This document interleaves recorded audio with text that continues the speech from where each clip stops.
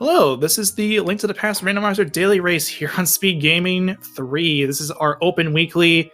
Tonight we have Lana Bean, Mr. Ed 3, Josh Bittner, and Vortex of Doom. This is out of a pool of, let me get the tracking here, the little thing here. It is out of a pool of 24 other runners. I'm Professor Render, and joining me is Deep Fried 87. How are you doing? Doing great. Looking forward to calling a good race here tonight. Yep, this will be great. I'm gonna go ahead and send these guys off here, just on my end because I'm gatekeeping this. So it will show up in just a sec.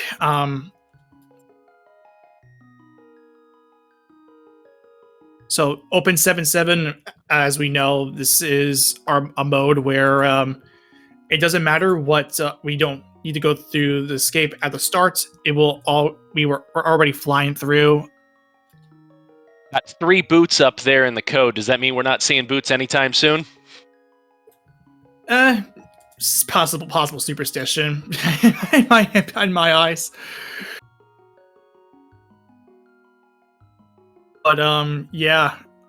So is she gonna go in just a sec?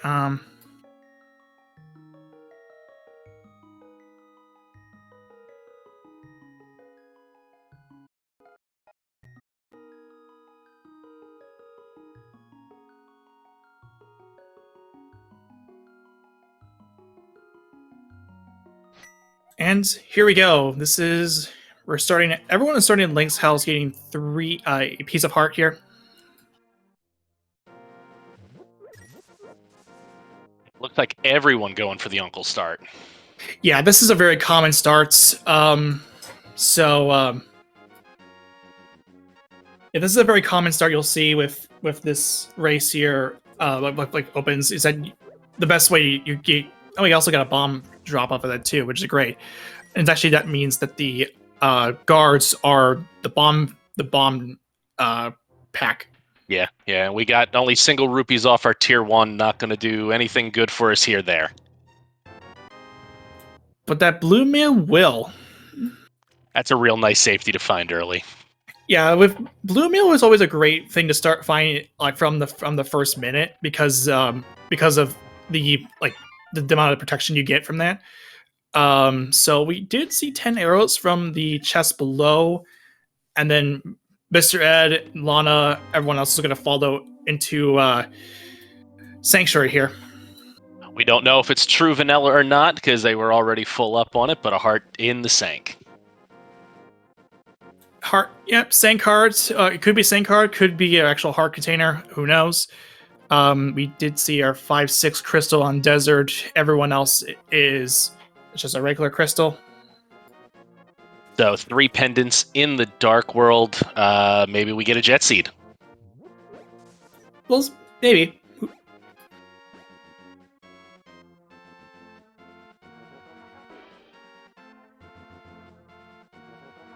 And looks like Lana's going up and checking the Lumberjack. And just bombs. No need for Aga there. Yeah, like not for the item, but we'll see if it's necessary for Dark World access.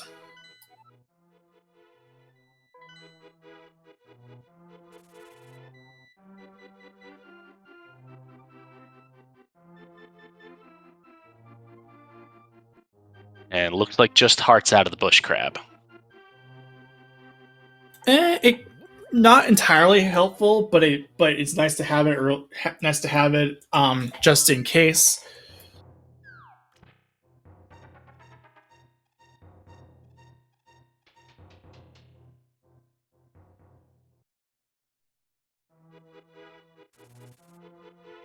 And we're going ahead to see Blind's Hut here.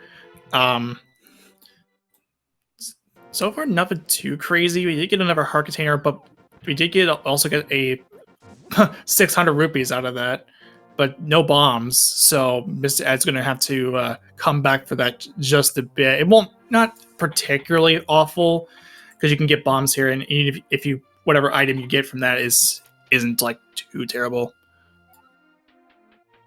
Yeah, not bad to have to come back for. Mm-hmm.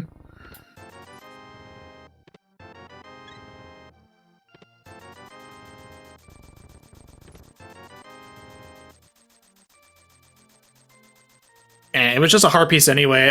I missed it on originally, but it was a hard piece, so nothing too bad. Again, not like hurting at all.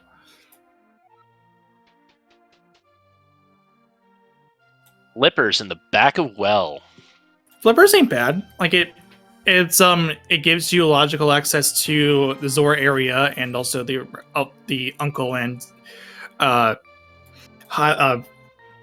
Waterfall Fairy. Right, and it doesn't look like anyone's going to probably need to do the hula hand with getting 600 rupees in the basement of blinds. Yeah, at that point you should be good. Another like 100 or so will basically make it so that you don't need to worry about rupees anytime in the seed. The main like gates.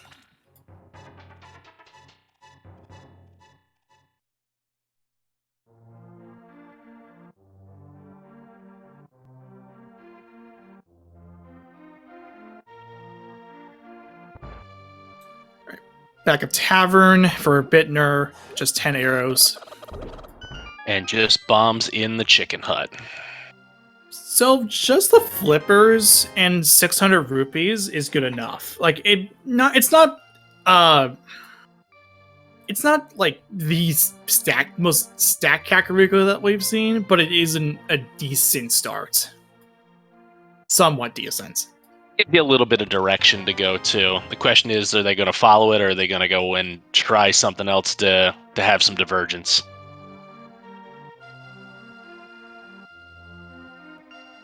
Also, we'll come on in EMP, any amount of money with a party of 2. This is our open weekly for A Link to the Past Randomizer. This is one of our daily races. Lana Bean, Mr. Ed 3, Josh Bittner, and Vortex of Doom are the 4 runners that are featured on the screen out of a pool of 24. And that was Hook Shot over on the race game. Everybody's going to be going back to get that. Oh yeah, you love a hook shot like this early on, especially without boots, because you can use the hook shot to clip onto trees, or anything that you could just hook onto that can be hooked onto for a bit of extra speed there.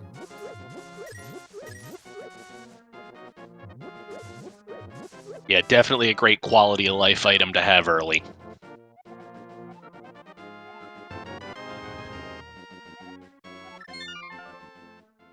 All right, so where are our runners going to go? We've got Vortex and Josh both saving and quitting, going back to Link's house, and looks like they're headed towards the South Shore. This is common. This is also another common start. This is practically meta. However, Lana Bean wants to take this a little differently. Instead, wanting to go over to check the flipper checks heart piece on Lake Hylia Island.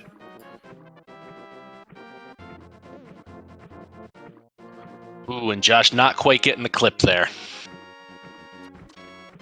That's no big deal. We can always come back to it. No problem. Yeah, not a big time loss. Just always trying to save those frames. Yeah, although it is a burnout that we picked up, and there's another 300. So at that point, yeah, we don't even need to worry about rupees in this seed whatsoever.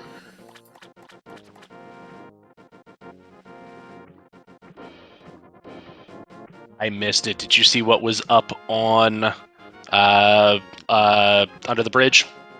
I actually didn't check. I didn't see that. Our trackers should be able to could tell us what it was. And it was a heart piece according to Ginksiguro, one of our trackers.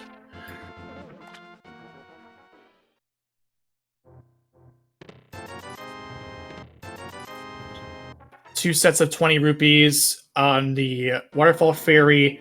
Hammer and... Okay. Yeah, hammer and bottle down in Mini Moldorm and a red boomerang. That's pretty loaded.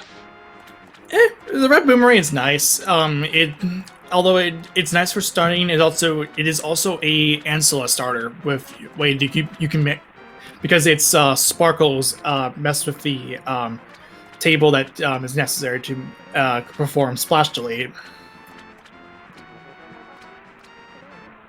Yeah, not gonna need to do a splash delete this seed though, as we had with flippers being real early in CAC. Right, yeah, but you can still use it for a couple of different things. But it's just more of a generalized thing you could do. And it is nice to have it for the stunning effect. So True. And half magic up on Zora for Lana being not required, but again, the seed's given a lot of quality of life items real early. Hook shot, mail, half magic. yeah, the having half magic is great here because, like, I mean, it's so early in the game too, and getting it's actually not too. It's actually pretty nice. I'd argue it's worth the 500 pickup. I mean, it is practically it is worth the 500 pickup. So now we're gonna see Lana being following up with that self-start checks after going out of her way to get that check.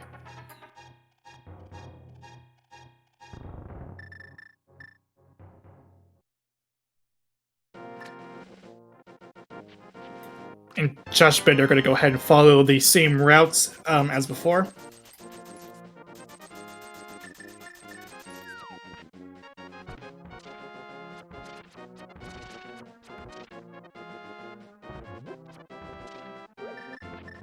So they actually give a bit of extra backstory with these particular players. Vortex of Doom just recently came out of his last league match. It was a close one, but ended up being the spoilers taking the win over Go in the Game 5 matchup that was in co-op Retrance mode. Josh Bittner was a member of the 2021 Go Mode Podcast Mentor Tournament, and Alana Bean and Mr. Ed 3 are relatively new to the scene.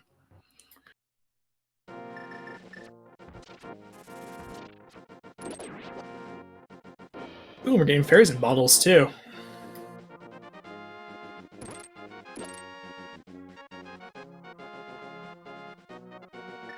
Berries and bottles good to have unless you need to get a death warp to get out of somewhere, in which case ends up being a hindrance. The question, will someone remember that if they need to get out of, say, pod later on or something? Yeah, this is also dependent on if they find mirror early, because if they don't find it early, then they're going to have to rely on death warps. So it will just be a matter of whether or not, like, being aware of the contents of of the bottles amongst these 4 runners, because you don't want to go through back of escape or front of escape, get over to Zealous Cell, and then try to take a death warp on the guard, only to realize you get ferried and you're gonna have to just save and quit.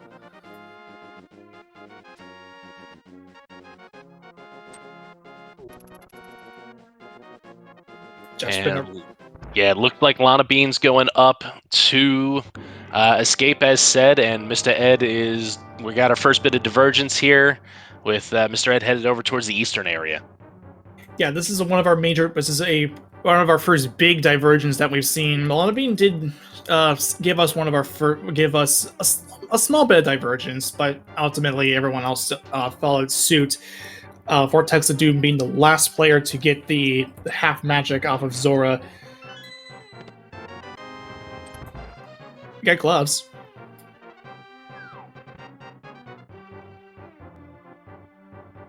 That's a telltale sign to go straight over to back of escape. Which is exactly what it looked like he's doing. Yeah, if you get the gloves this early, you're going to follow in the back of escape, no matter what. And Vortex is going to pick up the blue boomerang, just so that just to have both of them, I guess. Just probably switching it out for the blue boomerang. Arguably, some people say it's the better of the two. Your opinion doesn't matter. We have a lot of opinions. I prefer the red one because it's a splash station, and there's our Moon Pearl Dark World access for Mr. Ed 3. Now the question is, does he go straight for Dark World, or does he take that and try to finish up cleaning up the Light World checks? You're going to go to Dark World no matter what. Like, as soon as you get Dark World, you want to be in the Dark World as soon as possible. Very much so. Yep, looks like he's headed straight to Hype Cave. Yeah, this is pretty common. We also got our Dark World map check. Green Pendant, Turtle Rock, Ice Palace is a pendant.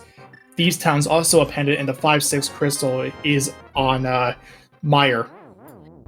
And it looks like Lana. Okay, Lana Yep. did recognize it. Yeah, didn't have the fairy and picked up the bow in Zelda's cell. That is a big play. We'll see if now this will depend. This will determine whether or not now it will be big whether or not another bow is found later in the game, because if it's later, then it's actually really good. We get a lamp, quake, and ice rod out of a hype cave. Now, if Green Pendant wasn't Turtle Rock, that would have been a really hype play, a really hype cave. But as it stands, it might be in play if they choose to clear it. And it does get us our first fire source.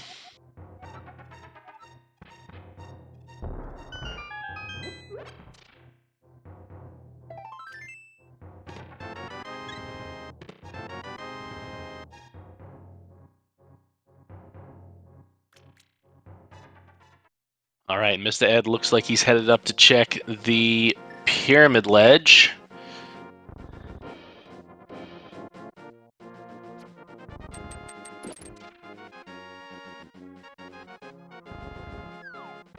Just more money.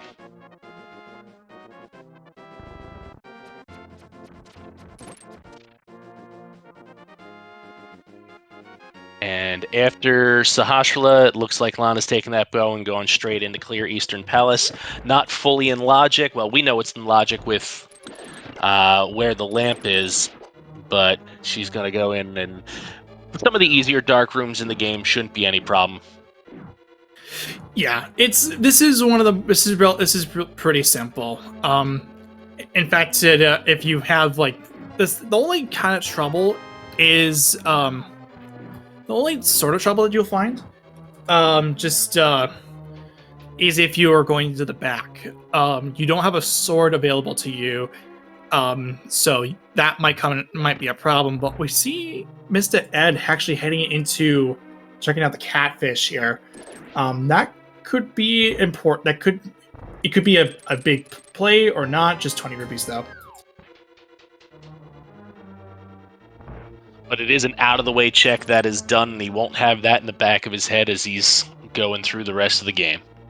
Yeah, catfish is very out of the way. It's also a committal play to make. If you commit to this early, then you're banking on it being something, and if it isn't, then you don't. That's one less check you're going to deal with when going through if you're in a situation where you're last locating stuff.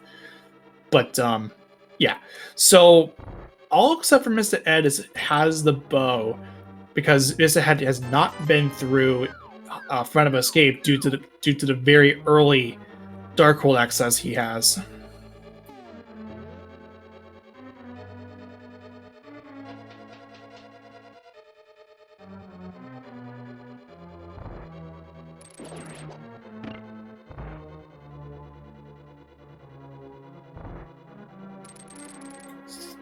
Now here you have one of the major choices here. Either you go to Village of Outcasts or you go to Skull Woods.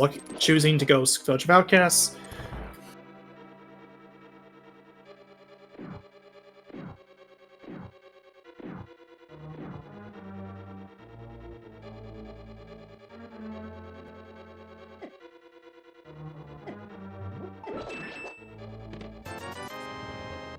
Nothing to report on with the big key chest, and nothing.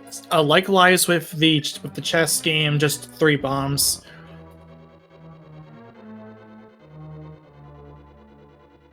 And looks like Vortex opting to go ahead and use that opportunity to find where the Igor is at. Gets it no problem. First sword for Mr. Ed in C-shaped house. That's big. That's going to make life a lot easier. Very much. Yeah. Although you currently, as it stands, your fighter, your hammer is your currently your major damage dealer because it does tempered sword damage.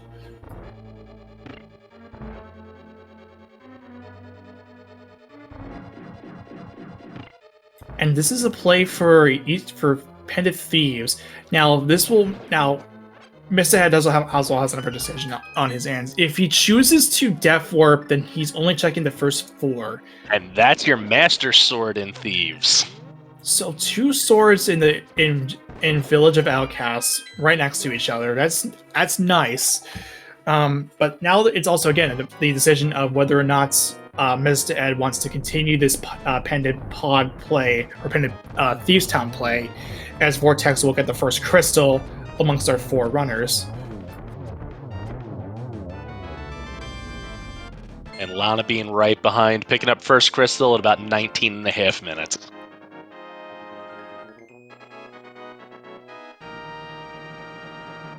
It looks like this will be a Death Warp.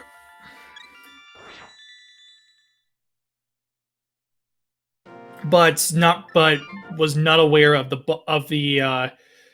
bottles that he has, so he's just going to continue to stay out. He's going to continue to go out.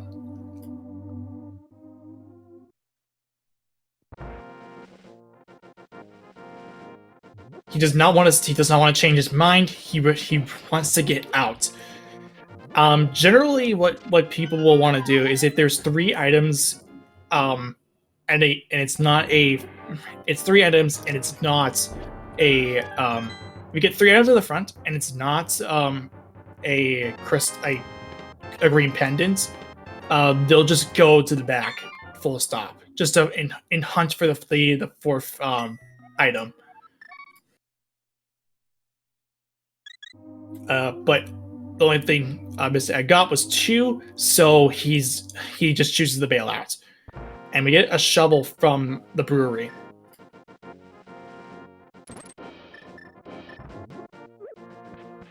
One of those things that would be great if we had a mirror, because it would be super easy to hit along the Southern Dark World route, but we do not have a mirror yet for him to hit, but we will see if we can pick one up here from the dig game. Yeah, nope, not at all. Now, one thing you could do, and this is out of logic, is you could, or no, I take that back. That's something you can do in inverted. So in inverted, what you could do is you could mirror from the light world, to get the smith. Now, in this case, you can't do it because this is just standard world states. So it's the worlds are not flipped. But we've seen that happen a couple of times throughout the Link to the Past Randomizer League playoffs, when Ambrosia comes into play for either the power division, the power game, or game 4.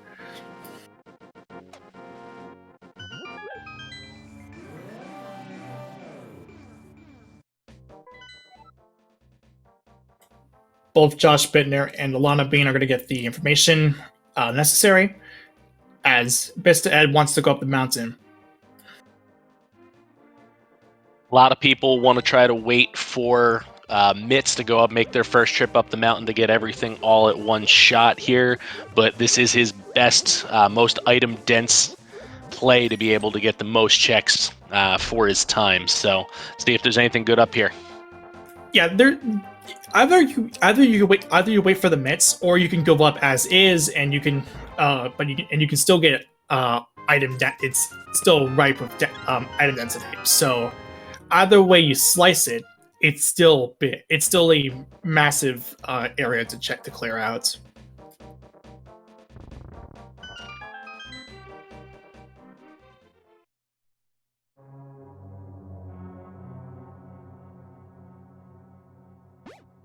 Lana Bean also taking the dip into Thieves Town. Let's see if she just does the front 4, or if she's going to go full on to the back. Yeah, this is very deterministic. Again, a choice that it's based on the runner. If you feel like you want to risk it all, like kind of risk it, the play to get the back and hope for something good, then that's entirely up to you. We did, as we saw earlier, we did get a sword from there, so could be the deciding decision to make, or could also just play it safe and just choose to not go in. It's very much depending on how you're feeling on that day. And Josh going over to pod, going to give us our first look there. But note that fire rod that we saw from Mr. Ed that was on Paradox Cave lower. So that's great because that will because that is a very much important. We also have Bombo's mirror. Oh boy. Wow. A lot of stuff here in Paradox Cave. Yeah, this is very stacked. You got three. You get three major, three items. One of them could be important later on for Meyer, but two very much required items. One for Skull Woods and one to get in the swamp and clear it out.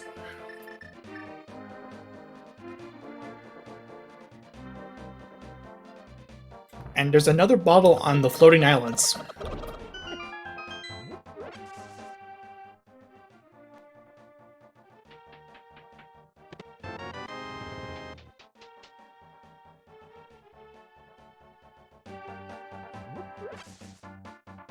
Now, I can understand the play for Pod here as we see Mista going into the front of, or into Crystal Hera here.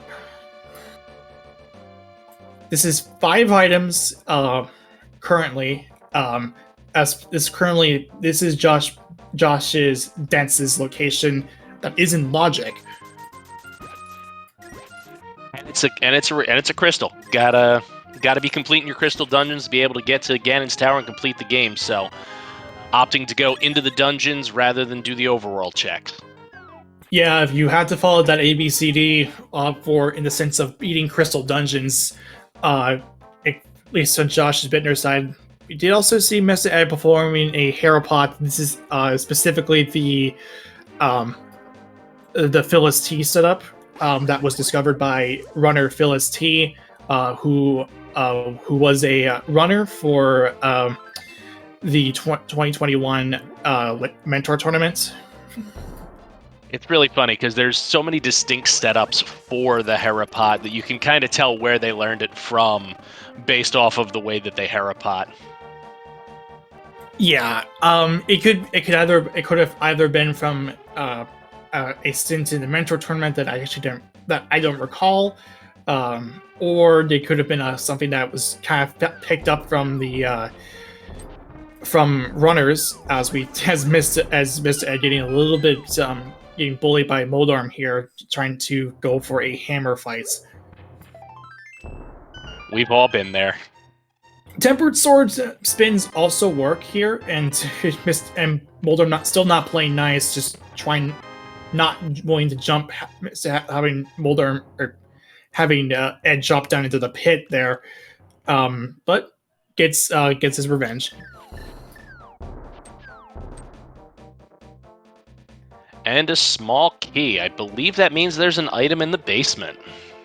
Which is fine because we did get because even if you didn't get if you chose to go up the mountain out of Logic, you would have gotten a fire rod. However, that fire rod is currently as it stands lamp locked.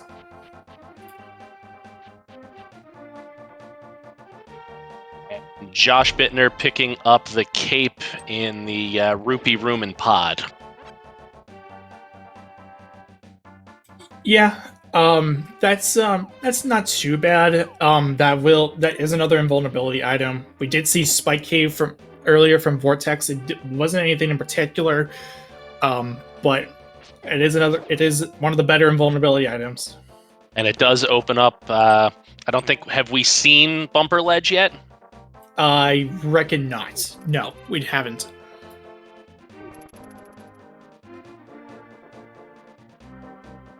Yeah, bumper ledge also in play.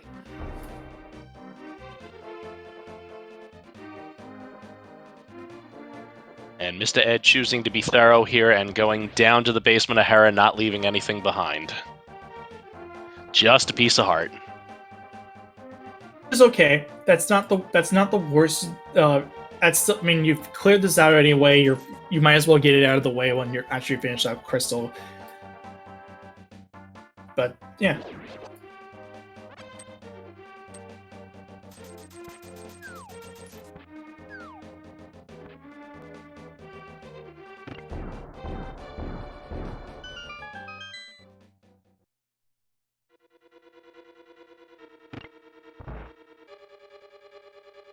So yeah, we're gonna see that that check from Mr. Ed it was the 10 bomb pack, but yeah, nothing too special.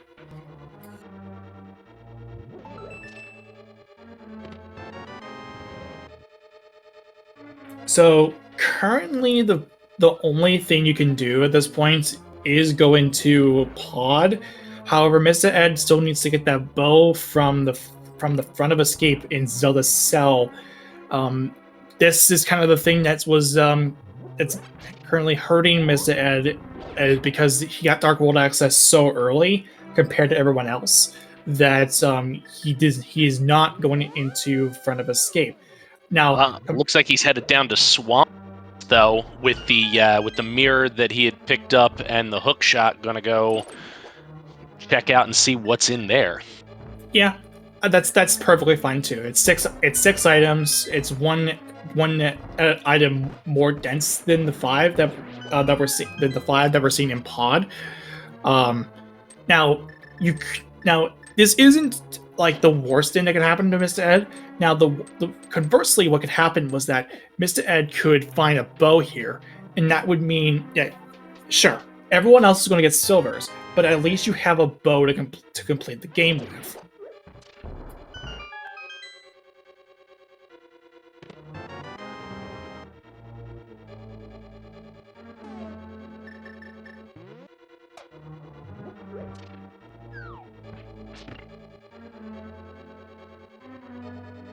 Oh, yeah. Hello.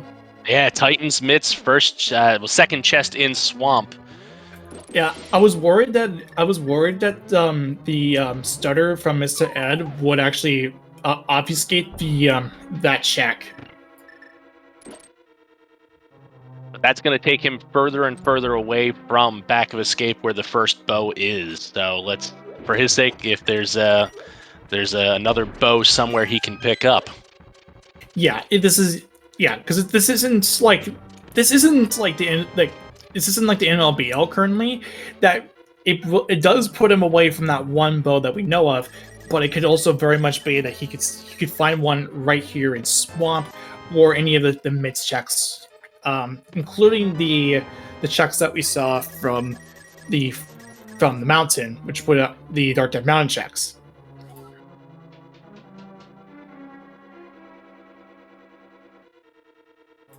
And looking to go ahead, I think this is going to be the setup for Diver Down. Yes, this is a Diver Down setup.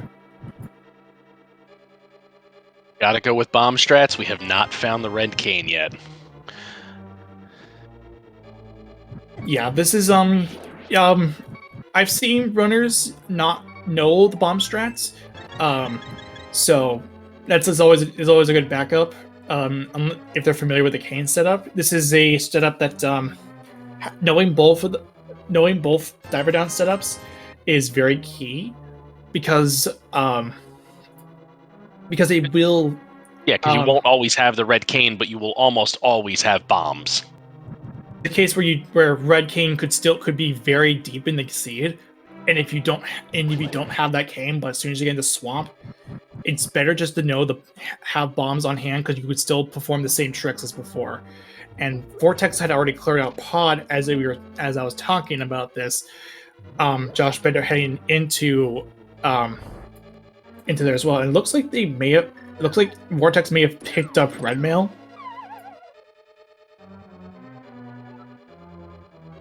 My hunch is that it came from Helma. It was in from Agina, according to our trackers. Okay, thank you.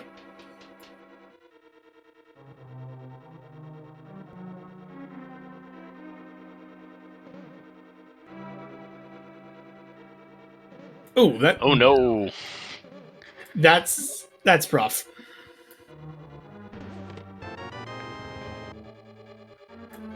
And not committing to finishing the fight, finishing off Pod. So that could be a problem later on down the road if you, mainly if the race gets close. We saw earlier. I recall, not because we now that for all knowledge that Agina was housing the red male. It could have been nothing, or it was a dungeon item. I wasn't really astute with that check. It was a green rupee on Helmasaur, but the major thing is going to be the time loss of having to retrace everything through Pod to go get the crystal. Yeah, and this will be a case of if this will possibly come back to haunt Josh Bittner if because of him actually opting to save and quit there. If the race gets close, then it's a situation where Josh is down a dungeon. If they're doing this, if one person is ahead back to back with each other in go mode, then the person who has already cleared Pod will beat out. Yeah, and I can totally understand why he's not going back to it. He hasn't been over towards the village of Outcast yet and does not have a sword yet. Exactly. This is a problem because currently from the runners that are on the top of the screen, both players went into Village of Outcast. Those are the two swords that we know of as of now.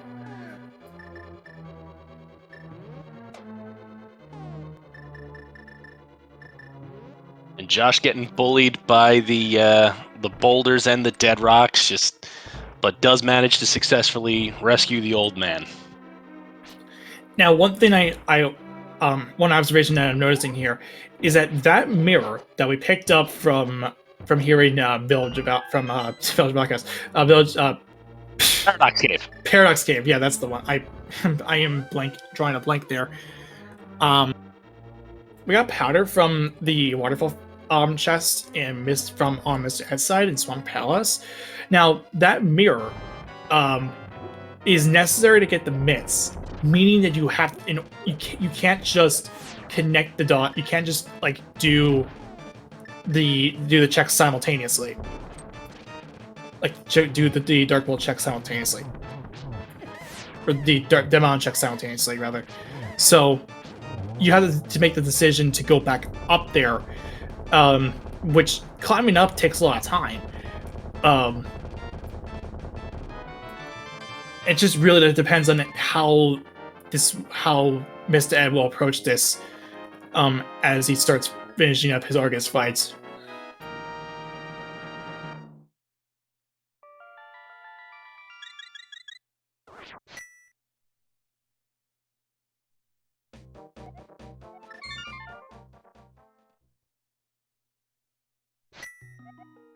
And Argus has given him a little bit of a bully here, but gets the setup, and 2 fire rod shots and a spin later, Argus is down. Yeah, and still no bow, but it is mitts for Mr. Ed, so that currently will push him away from the current bow that we know of.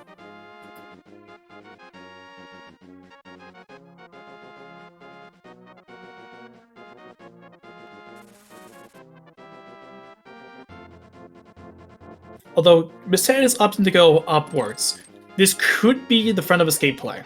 If it's the case, then it's really, really good because that will point him in the direction that he needs to go. Yeah, this is front of escape, straight up.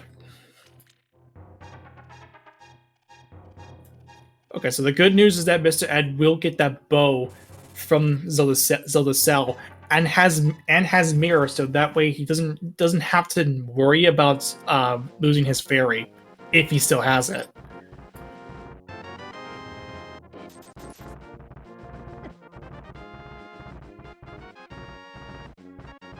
Meanwhile, our other 3 runners are all up the mountain getting their checks in, either in Hera or heading to Hera or just everywhere up the mountain. It seems like we've had Lana Bean, Josh Bittner, and Vortex all following a very similar path, with Mr. Ed being the outlier.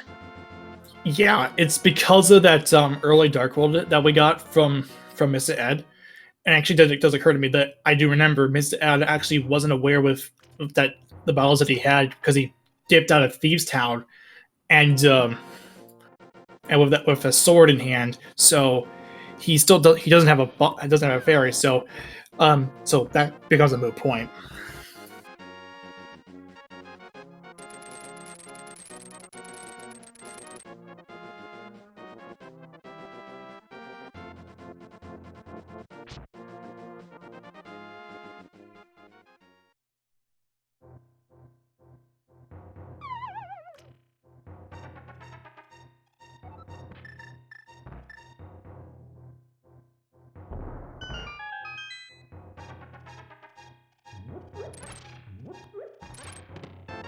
And second try for Josh getting the Hera pot.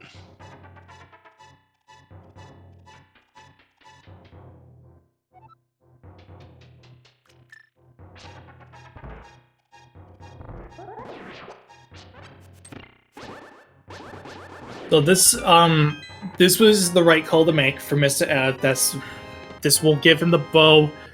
Yes, he will. He is currently down the 2 crystal dungeons, but he does have mirror. This means that he can route those in together. Well, he's only down the 1 crystal dungeon, as he's completed Swamp, where no one else is. The other runners are just picking up their mirrors. So there's a difference in dungeons at this point. Yeah, it currently Mr. Head has upon getting this clear from for both Potty and Eastern is ahead in the crystal race. So, and as currently as it stands, the only thing that is required for go mode is Samaria and Flute, possibly Ether if Maya requires it. And possibly Boots if Desert has his boots locked, or if the GT Big Key is on the torch. And I know Powder was picked up earlier. I believe that was by either Mr. Ed or Vortex. Powder was in Swamp. It was in the waterfall room. Yes, that would have been Mr. Ed's pickup. Just let the trackers know.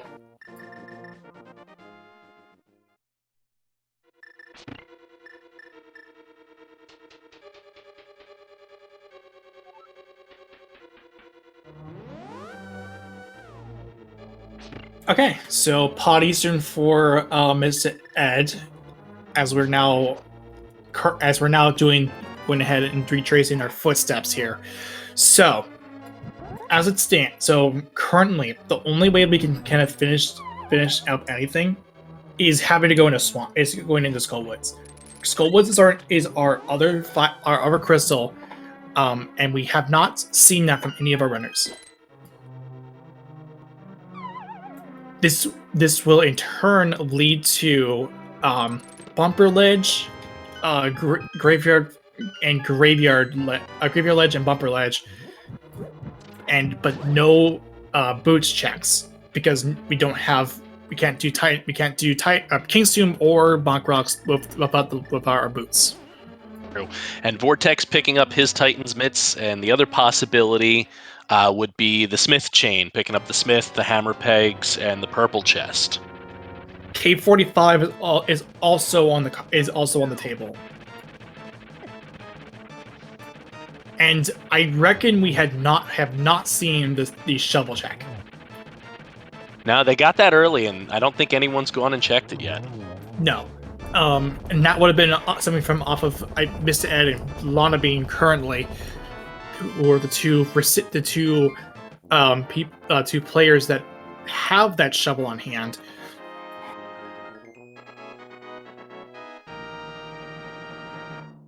and it's due in part to the fact that Vortex and Josh Bittner have not been into Village of Outcasts anytime during this seed.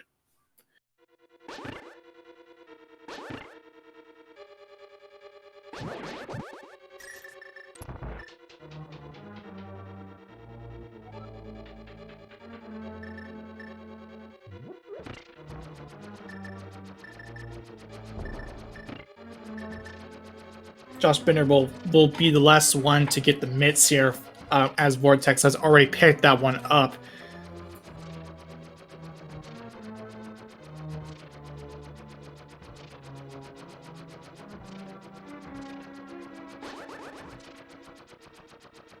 Now, one thing that I will mention with Vortex and Josh Bittner's situation, because they have the Fire Rod, they could choose to first go into Skullwoods first, clear that out, and then go into Thieves Town. That will give them a sword. If they choose to continue further, they can find more items. They'll find the remaining 2 that Mr. Ed and Lana Bean had decided to death warp out of. True.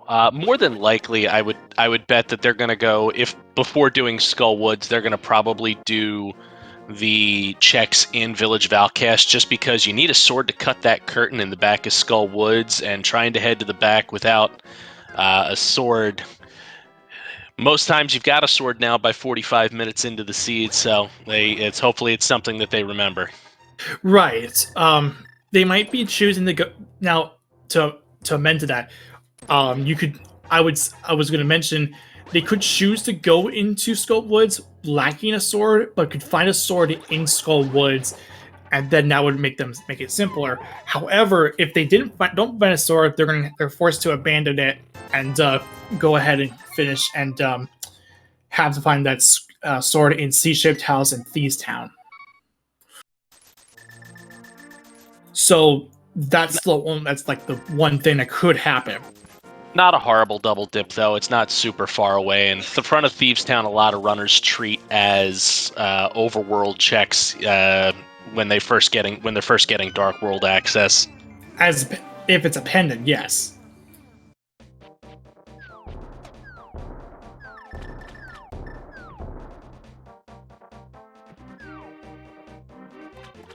And Vortex doing hammer strats on Argus without that sword. It's the only way to get those puffs down.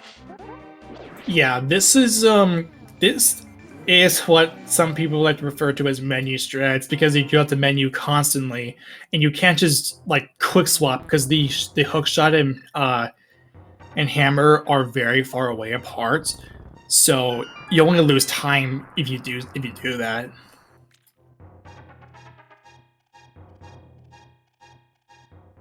Crystal number 4 for Vortex.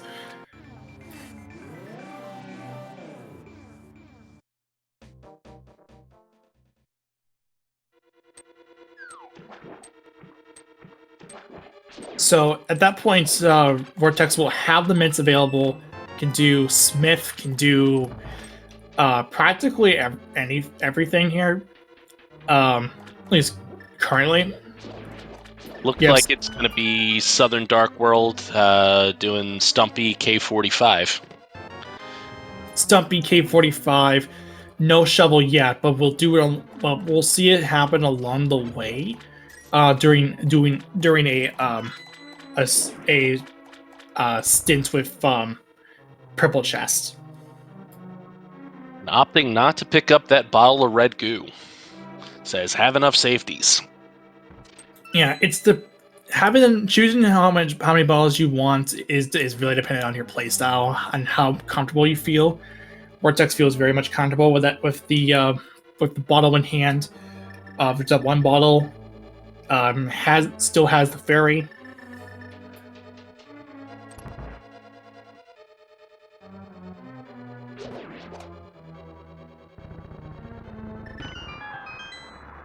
And we'll go ahead and work towards the north here. And that is a clear of pod for Mr. Ed. picking up his third crystal, and then we'll likely, almost certainly, mirror over to Eastern. Yeah, he's got his mirror out, so he's very much committing to clearing out Eastern.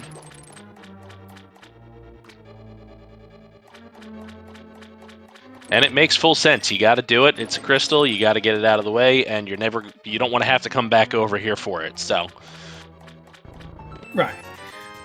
And so now we're now seeing the play for Smith Chain. We'll get Hammer Peckles along the way. This is bog standard stuff. Also, the mid should be on Vortex for the trackers.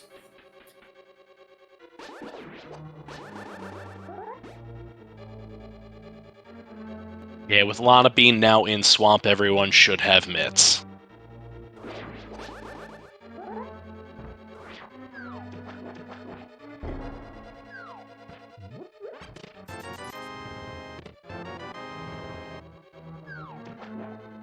There we go. Now it's working.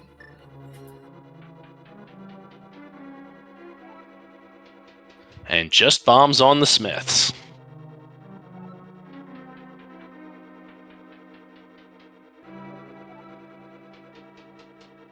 Is it the first we're seeing Powder? Yes, this is our first magic bet check. Because remember we did see this we got it from Swamp Palace, and it's the boots. That's a nice pickup. Yeah, that's great. So Swamp Palace is paying out not only with mitts but with boots.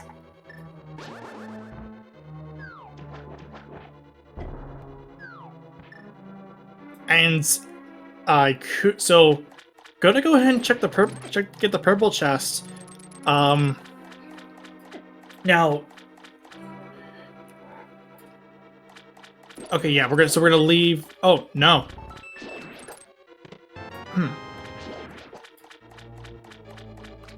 Oh, okay, brewery. All right, that's fine. We'll get Shovel here, so that's actually great for Vortex because he'll get it along the way. He'll check this. He'll check the Shovel. This will be the first time we see the Shovel here. But we'll be leaving out oh, no. Okay, he's going up there. Alright, so that's good. So, you're doing these Village of Outcasts checks along the way. We'll be getting a sword here. Now, Vortex needs a lot less at this point in Village of Outcasts than than Mr. Ed and Lana did when they made their first check, but looks like is taking a dip into Thieves Town. Yeah. Now, so this could be a situation now with what you said. This could be a case if Vortex opts to go deeper because he's currently he'll be go -2 upon getting the sword. So, or possibly go -2 or go -3 depending on if Ether is required from Meyer. If he feels like he needs to find an item here, he could opt to stay in Thieves Town and then just keep get the remaining 2 items. And if it yields something, then Vortex is ahead of everyone else. At least from Lana Bean and Mr. Ed, because that would okay, so also not choosing to dive any further.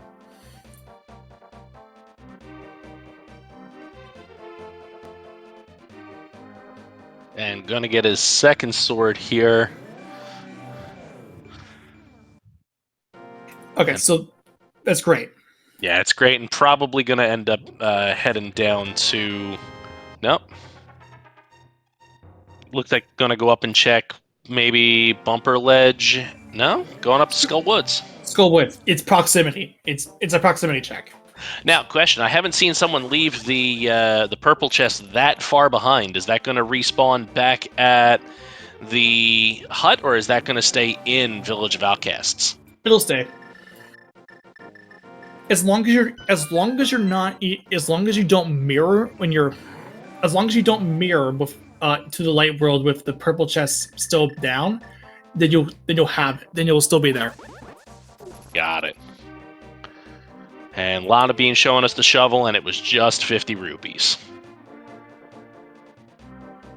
Now, alternatively, if Vortex chooses to leave the purple chest as is, then he could just, like, he might be following the belief that purple chest doesn't exist and will just last and will essentially orphan it off.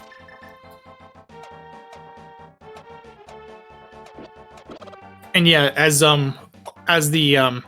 chat's discussing here, if you were to go into Thieves Town and you and let's say you got blind, the purple chest would respawn back at the hut because the follower, the flag that determines what follower you have is changed.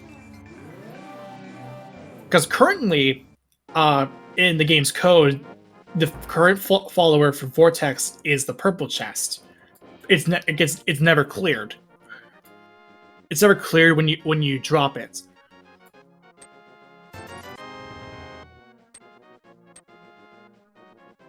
Which is why the purple chest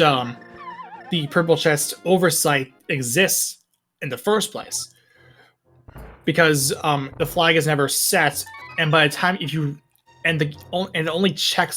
the purple chest guy only checks to see if you have the follower when he spawns in the light world, which happens, I believe, on the first frame of you mirroring to the light world. Makes sense. I believe is the first frame, or it could be like after it loads in, after the light world loads in. I'm not entirely sure. I would like to believe it's the first frame.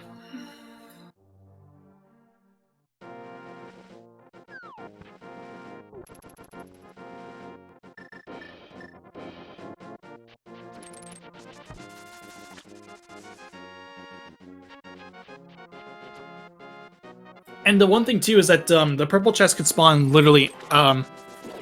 You could, yeah, because as long as the purple chest guy is on the screen, like as in it's still loaded in. It can't be as lower as the top of the bottom of the top of the big rock as you come into the area where the purple chest is supposed to be, and it can't be past the second left wall, like on the other side of the left wall.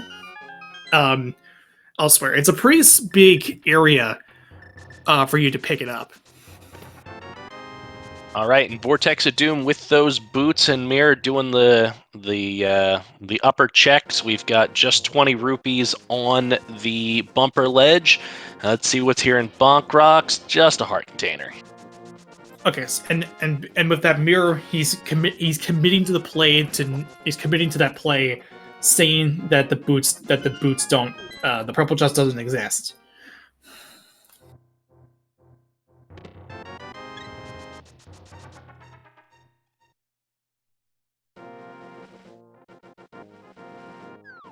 And Josh Bittner with some frustration slashes there, picking up his first sword at 57.5 minutes.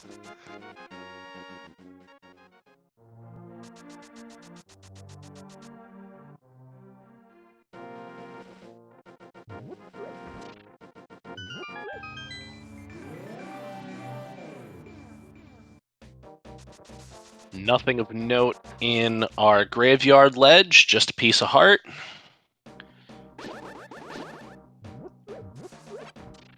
And let's see what we got here in King's Tomb. Just 10 arrows. So the top of the Dark World coming up, top of the Light and Dark World coming up empty. Yeah, at this point, I think now, Catfish wasn't anything. My next hunch is you go to Ice, because Ice is in play, or you choose to go. You choose to continue Thieves Town. Yeah, nobody wants to go to ice anymore without Red Cane, with Icebreaker being so much of a time save, having to go and make sure you're still practice on your Ice Palace bomb jump to be able to get across and find what you're looking for. And alternatively, as Great Anti-Bob was mentioning, Dark Death Mountain is also in play. So it's either you do Dark Death Mountain or you do Ice. Both Dark Death Mountain is more item dense than Ice, and it looks like Vortex is going to follow Dark Death Mountain. And with Josh Bittner choosing to mirror as well, that means they're committing to leaving the 2 items in Thieves Town out unless they get last locations.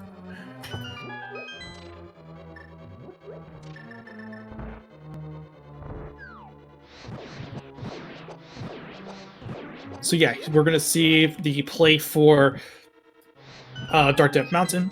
This is the this makes sense because it's more item dense. It's 6 items in total, and you'll get a check for you'll get a check of the Turtle Rock medallion if you get Samaria and you choose to go in.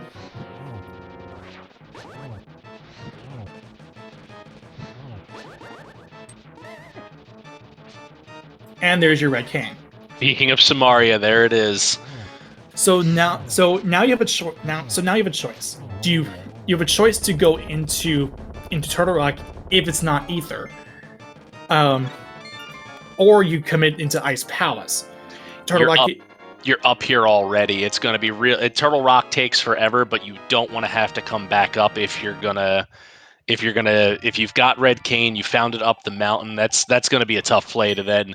Oh, I'm already up the mountain, did the climb. Let's just never mind. You can get into Turtle Rock now. Yeah, at that point with that Ether being in Host Shot Cave, you gotta commit. You either leave it or you go into Turtle Rock, and that's exactly what Vortex is doing. You're going into Vortex. You're going into Turtle Rock right now. And because you have 5 items, you can clear this dungeon and possibly get an item off of Slashrala. So at this point, we're now go -1. Yeah, all we're missing here is our flute, because flute will give us desert access too. Yes, and that is and yeah, this also makes sense why you choose to go into here now.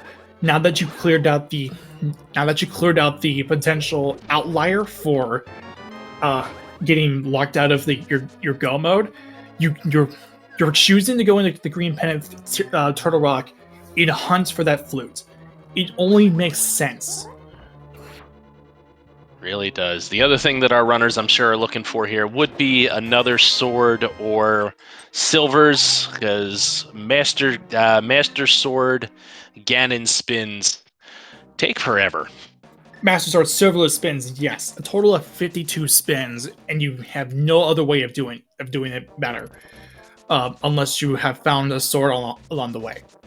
Now, one thing that we will want to keep in mind is Vortex still had chosen to leave out the purple chest. This could be in a situation now. If purple chest has the flute, advantage goes towards the favor of whoever gets control of it. Like if Ed it's there first, he's going to be getting that. He will be very much ahead of the pack here over Vortex. Conversely, if there is nothing there, then Vortex still has a shot to find it in here. And if it is in Green Pennant Turtle Rock, not only is it pretty, is it admittedly not pretty, but it is required. It is your go mode. You have no other way of you're just bailing out afterwards. Well, yeah, I'd bail out afterwards unless I find it like first chest on Laser Bridge, in which case I'd probably check the other 3 just for a sword or for your try to get your silvers while you're right there. Which is the right thing you should do, because if you have found your go mode on that one, you still have a shot to find this awful endgame situation where you have to do 52 spins. It also makes your climb up the gauntlet that much easier. Yes, that too. There's the flute, and we have go mode. At 103 and some change, around 103.50 was the go mode. So yeah, this was the right. You end up making the right call. It ends up being the right call to make. This was, and you're right there. It only makes sense. Going into Green Panther Turtle, like, albeit isn't nice, but you have Kane. You get ether right there. There's no way you miss this out if you skip this. If you skip this, you automatically make the wrong call, and it's pretty much a losing situation. Yep, and was just 10 arrows in the purple chest, so not even something that's going to make the climb or anything else easier. Was the right choice in this case to be able to leave behind. Yeah, this ended up being although Vortex doesn't know it, this ended up being a very good choice to make.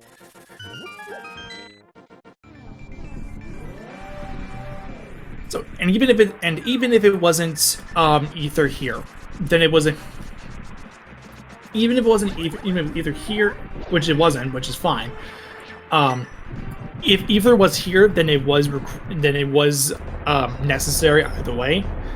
But having the knowledge that you don't need to worry about medallion dungeons is always nice to have, because it's just now. It doesn't matter what medallion you get. You're going to clear this out either way.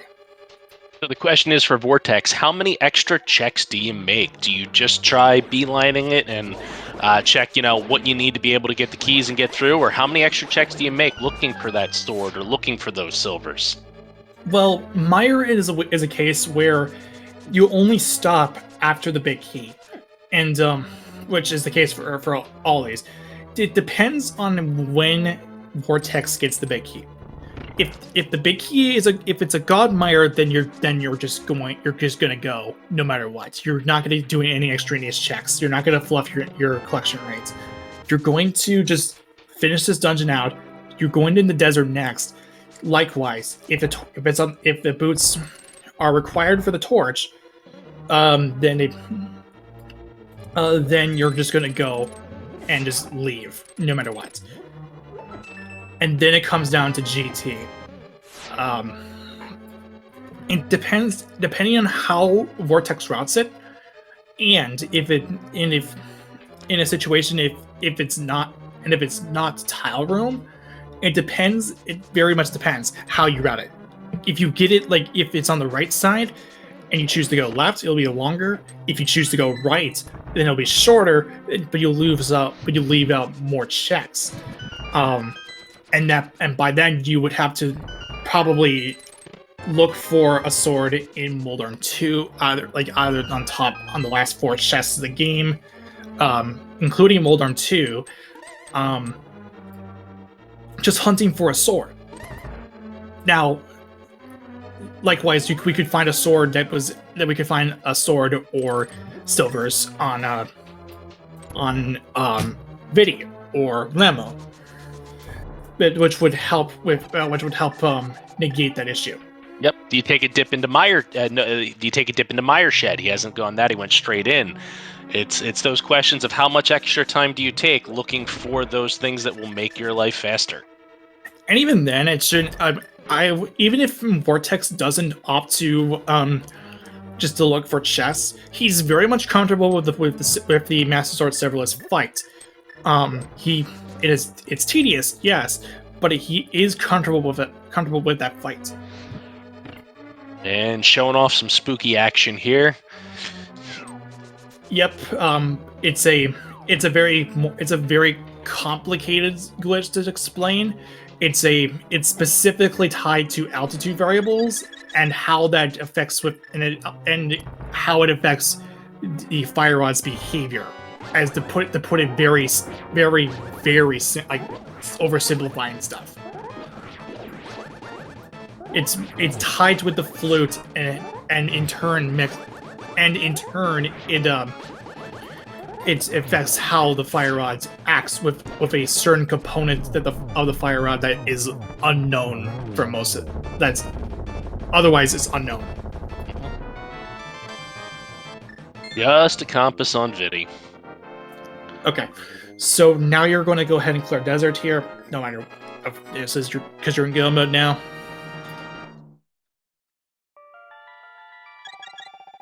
Lana Bean getting that flute and just muscle memory to get back and realizing, oh wait, that's my go mode. Yeah, it's a nice little, it's nice go mode. It makes things like it. Admittedly, it's linear. It's kind of linear afterwards, but it's still a nice position if you choose to go in. And we are seeing Meyer Shed. Nothing to report though.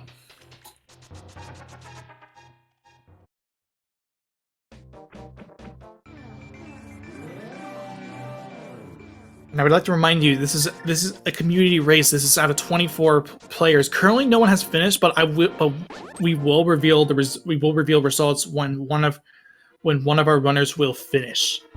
When one of our race runners on restreams will finishes, which will be in the next couple of the next 15 or 20 minutes. And I mentioned it earlier. Big key on torch. Boots were required, which means powder was necessary, and that could sting for those who didn't choose to follow the powder. Yeah, it's an easy check to skip that late in the game. Yeah, if you're later in the game and you have not chosen to, because the powder was found relatively in mid game, like heading towards late game, and then and by that point you're thinking, oh, if I haven't on Smith Chain yet, and I'm just still looking, and if I'm choosing to say go up the mountain early, that's some boots that you're gonna miss, and that means you're in a situation you're in Schrodinger's go mode. You find out that the boots are required for the torch, and then you're just like, oh no, now I gotta like get myself out of go mode, and just find these boots.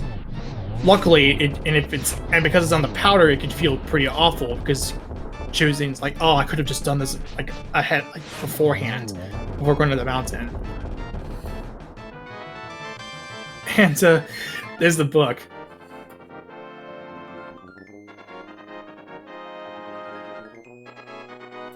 Which is flute locked, but that does also mean 7 crystals are in hand for Vortex of Doom. So there's now 22. We're now going to do the funny JT game with the big key. So 22 possible checks. One of them has a big key. 1 to 22 guesses in chat. So and so. If you get it close enough, good. Then good on you. My usual guess for this is check number 9. I tend to abstain, but in this case, I'm gonna play a little. I might just join in. I stick with number 11, which will lead you into Rainer Room.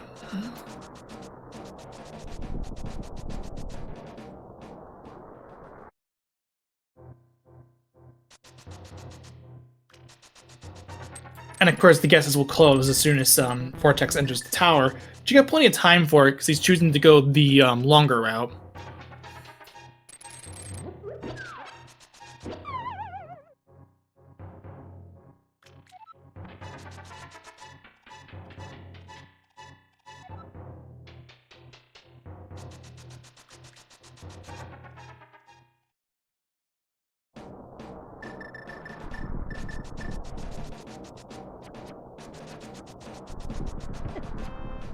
Okay, we're now things are gonna close. I might as well get my official number in the chat here, and so will you. Okay. Josh picking up his Eastern Crystal, so he still needs to make his way up to Dark Death Mountain. And like you had said before, the difficulties not having the swords and not clearing out the Palace of Darkness early, coming back to make things more difficult late game. Yeah. Although it's not really, although not as close, although not close, it still feels pretty bad because in that situation, your those death in subsequent choice to leave out Eastern is very detrimental. It was end up being very, very detrimental for Josh. Okay, that is 5, and we have 4 keys, and looks like we've got a Dark Magician strat. Yeah, this strat is this depends on the situation. If you choose to go full right at that, this is what is considered true DM strat. And it ends up being the right decision because there was no key in the front, so you have to, in Hope Room, so you were forced to go to the left, unless you really wanted to gamble Tile Room for the big key. And that would be a heck of a gamble considering how well he's routed here. We're at 7 checks in, and we still no big key. We're going to get 8 through 11 coming up shortly. Yeah, it is at this point where the routing, it really depends on how you route it. Again, it's also dependent on if we get that sword here in either here in Turtle Rock or we choose not to. And because of the fact that and I understand this, Vortex having like practically all keys from off of the Stalfos room, so understandably not going to go ahead and pick up a key because he's loaded up on keys. So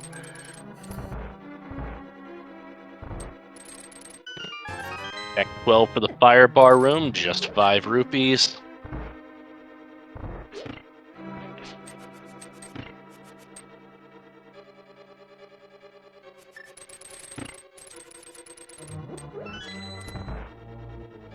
Showing off why he picked up that blue boomerang off of the Zora ledge now, using it to great effect here in Ganon's Tower, doing the gauntlet. Doing the searching for the big key.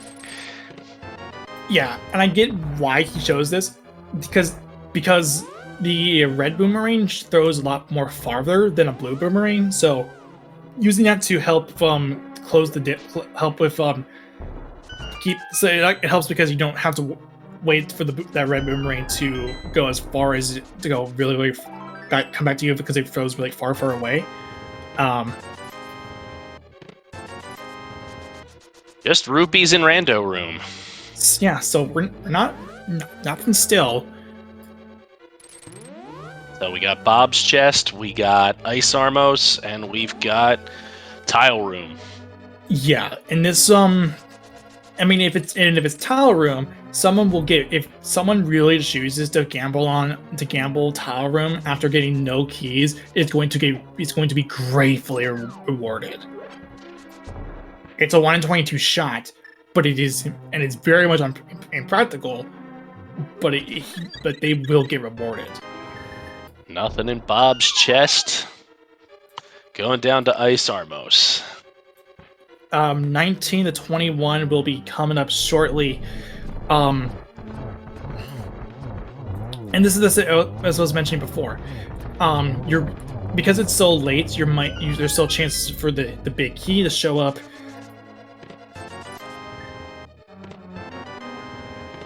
And no, it's Tile room.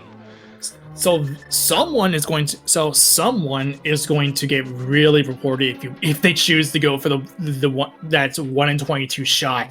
Going just like, okay, let's just go to Hope Room.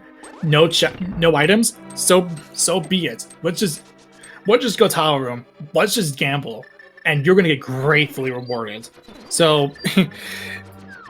Also, we've gone through, we're going to have it as, it's going to be Tile room for it, and we've gone through entirety of GT down bottom, and we have no sword yet. No silvers, still working on Master Sword here, didn't find anything.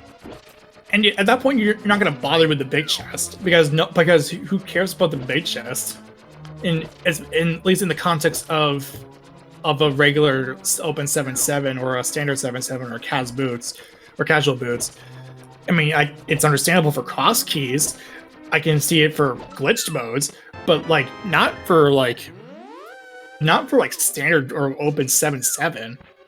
So as it's 22, that means Maddie Walker, our tracker, will win this because she was closer. Because Maddie Walker was closer. Yeah. All right, and it looks like Lana Bean's going to be our second runner into GT.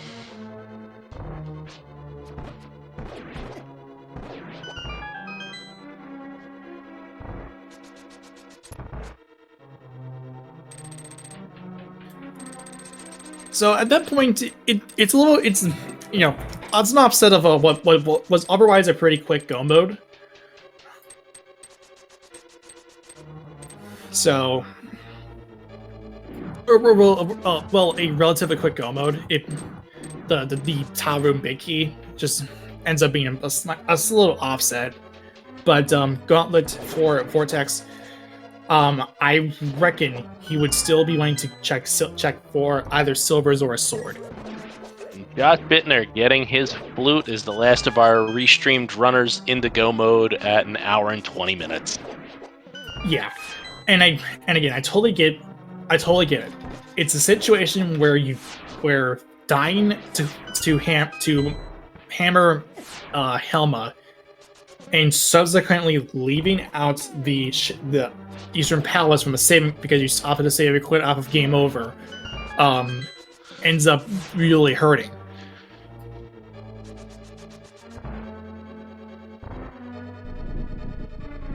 So I'm still thinking that Vortex is going to go ahead and just check the top four, the last four, in case of it. And if it doesn't show up and somehow it says that silvers are in GT, we know it's the bait chest. And I'll be wondering, why would anyone want to go for the bait chest?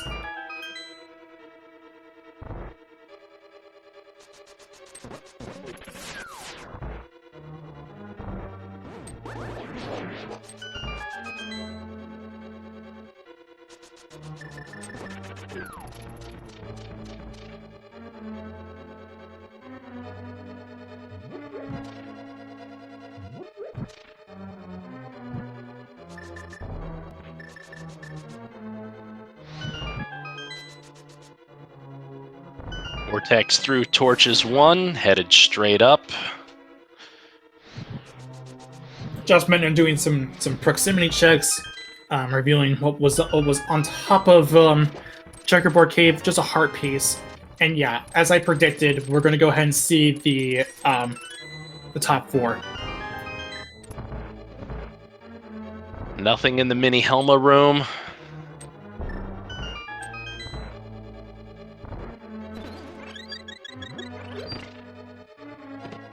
Nothing in pre-Moldorm. Will there be something in Validation Chest? Or Moldorm 2 chest, or Moldorm 2 chest, as I prefer to call it.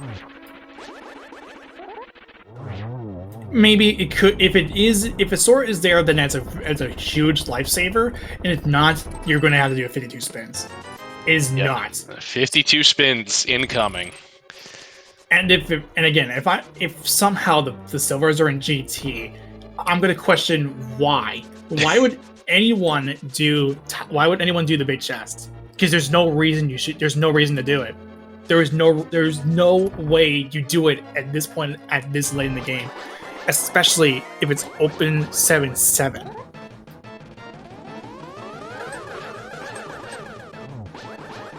Like, I get it with cross keys. I get it with entrance shuffle, cross-fold entrance shuffle. I get it for glitched modes for those within the glitch community.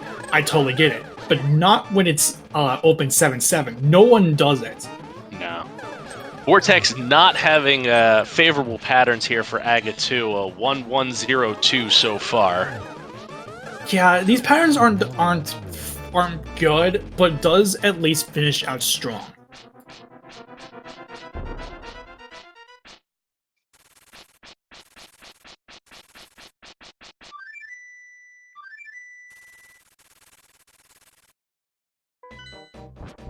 Okay, we're gonna have to do 52 spins. This will take a bit.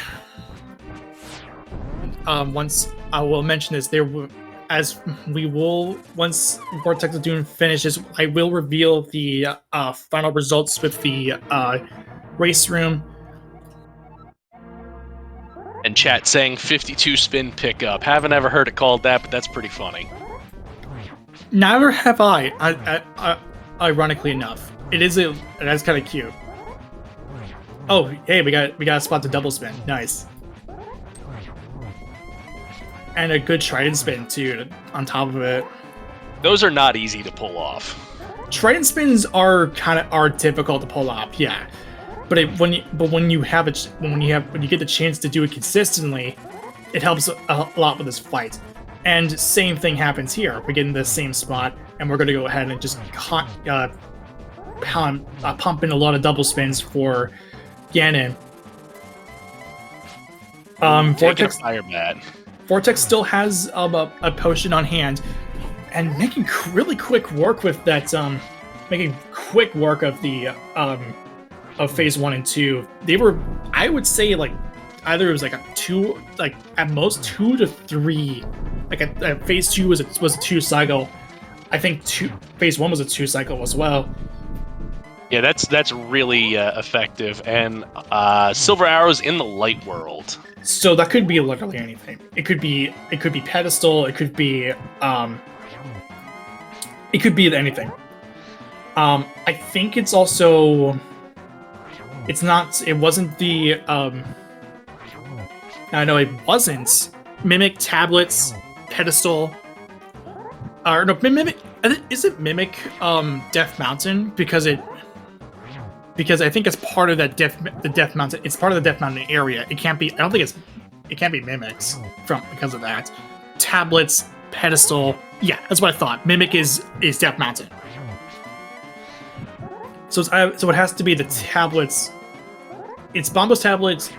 Ether tablet is part of Death Mountain. Or pedestal. Ooh, but playing a little bit cautious. Yeah. Was being a little bit too risky there because if he had taken a hit there, that would have been a fall, or at least it would have been a good chance of a fall.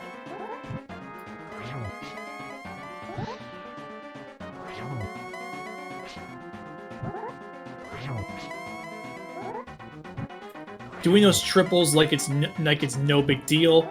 This is very well put together.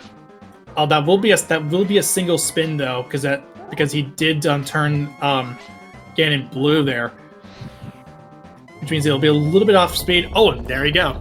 There we go. Vortex of Doom, first of our restreamed runners to take down the pig. Let's get your GGs in chat here for Vortex. This was a very quick Master Sword serverless fight, very well put together, and I will say that Vortex will finish first on our restream with an official race time of 1:26.58, and it'll be good for second place overall. Schultzer, first place with a 1:19.18, and only one forfeit. I won't really reveal the names for that one, but there has been one forfeit in the race room. And this is out of a pool of 24 runners. This is a very big lobby.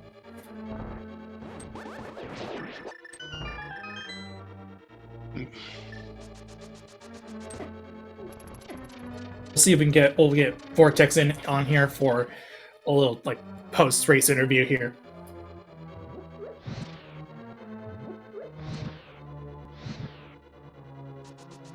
Meanwhile, Mr. Ed taking down Agatu, heading into his Ganon fight shortly.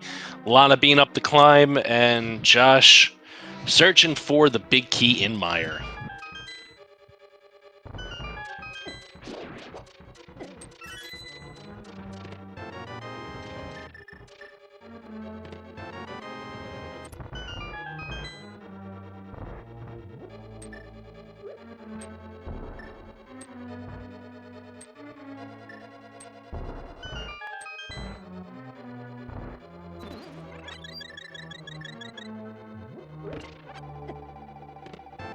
Mr. Ed going for some Maria strats on phase 1.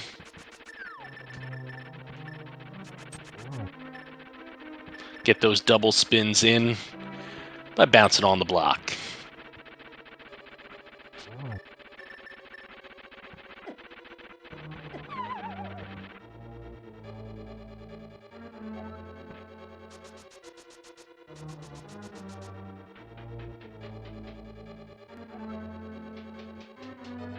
Lana Bean having a little bit of issues with Moldorn too.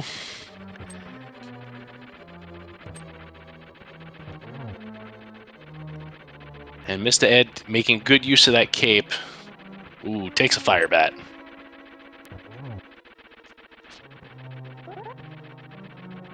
But has Ganon in a great position up in the corner, getting some good doubles in.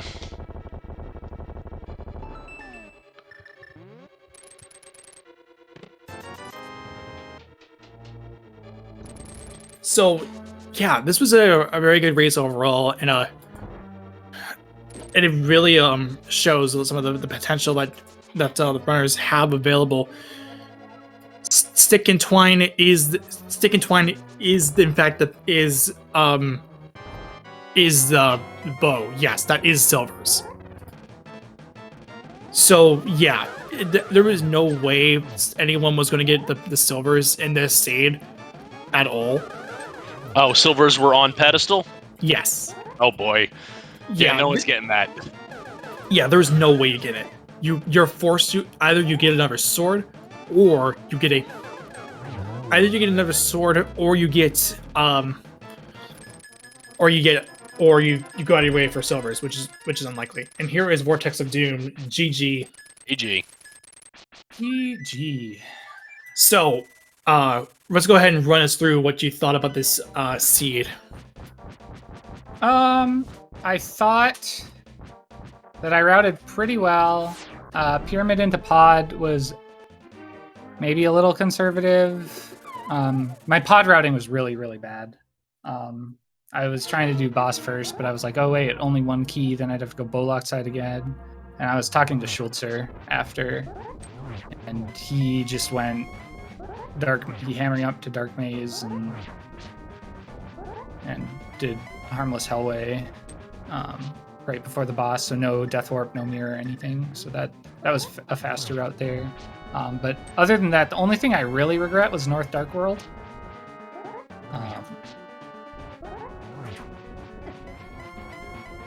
Yeah, felt pretty clean. I will say this though, that the Master Sword Silverless Ganon that you performed, I had that as it has to be the fastest I've seen anyone pull it off, because that fight normally is very, very tedious. Yeah, I was very happy with how it went on the whole. I missed a few spins, almost missed Torch Glitch because I was spacing a little. Got a couple cape spins in there, but there are people who could do better. But I was pretty happy with that. Yeah, I was really hoping for a sword, but yeah. All of our restreamed runners here look like they're doing the Master Sword Ganon fight here, so we haven't found a third or fourth sword anywhere here. Did anybody get the second item in Mire or either in Desert? There was no one that did the second item, nor did they get anything anywhere past Desert Palace. Okay, yeah. I figured that wasn't likely, but if you're really uncomfortable with your Master Sword Silverless fight. Yeah. I will also say that Mr. Ed 3 will be finishing second on a restream of a time of 1:32.25, finishing third overall. Just also, I will mention this too, Dataplet finishing 4 seconds afterwards. And here's Mr. Ed 3 as we speak. GG. GG's. How about that luck for the GT Big Key? I've taken a modified route, and rarely does the tile room actually pay off. And hey, lucky me. Wait, you actually went ahead and do the tile room gamble? I did the tile room gamble only because I said, well, if I'm going to do full right side, well, I went right. There's no small key. So I go left to the Stalfos room, and I had a plethora of keys. And I said, well, if I'm going to go full right side, I'm going to do tile room right away. I don't care.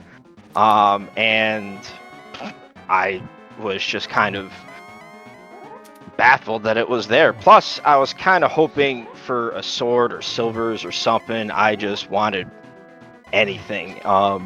My master sword silverless is not the greatest.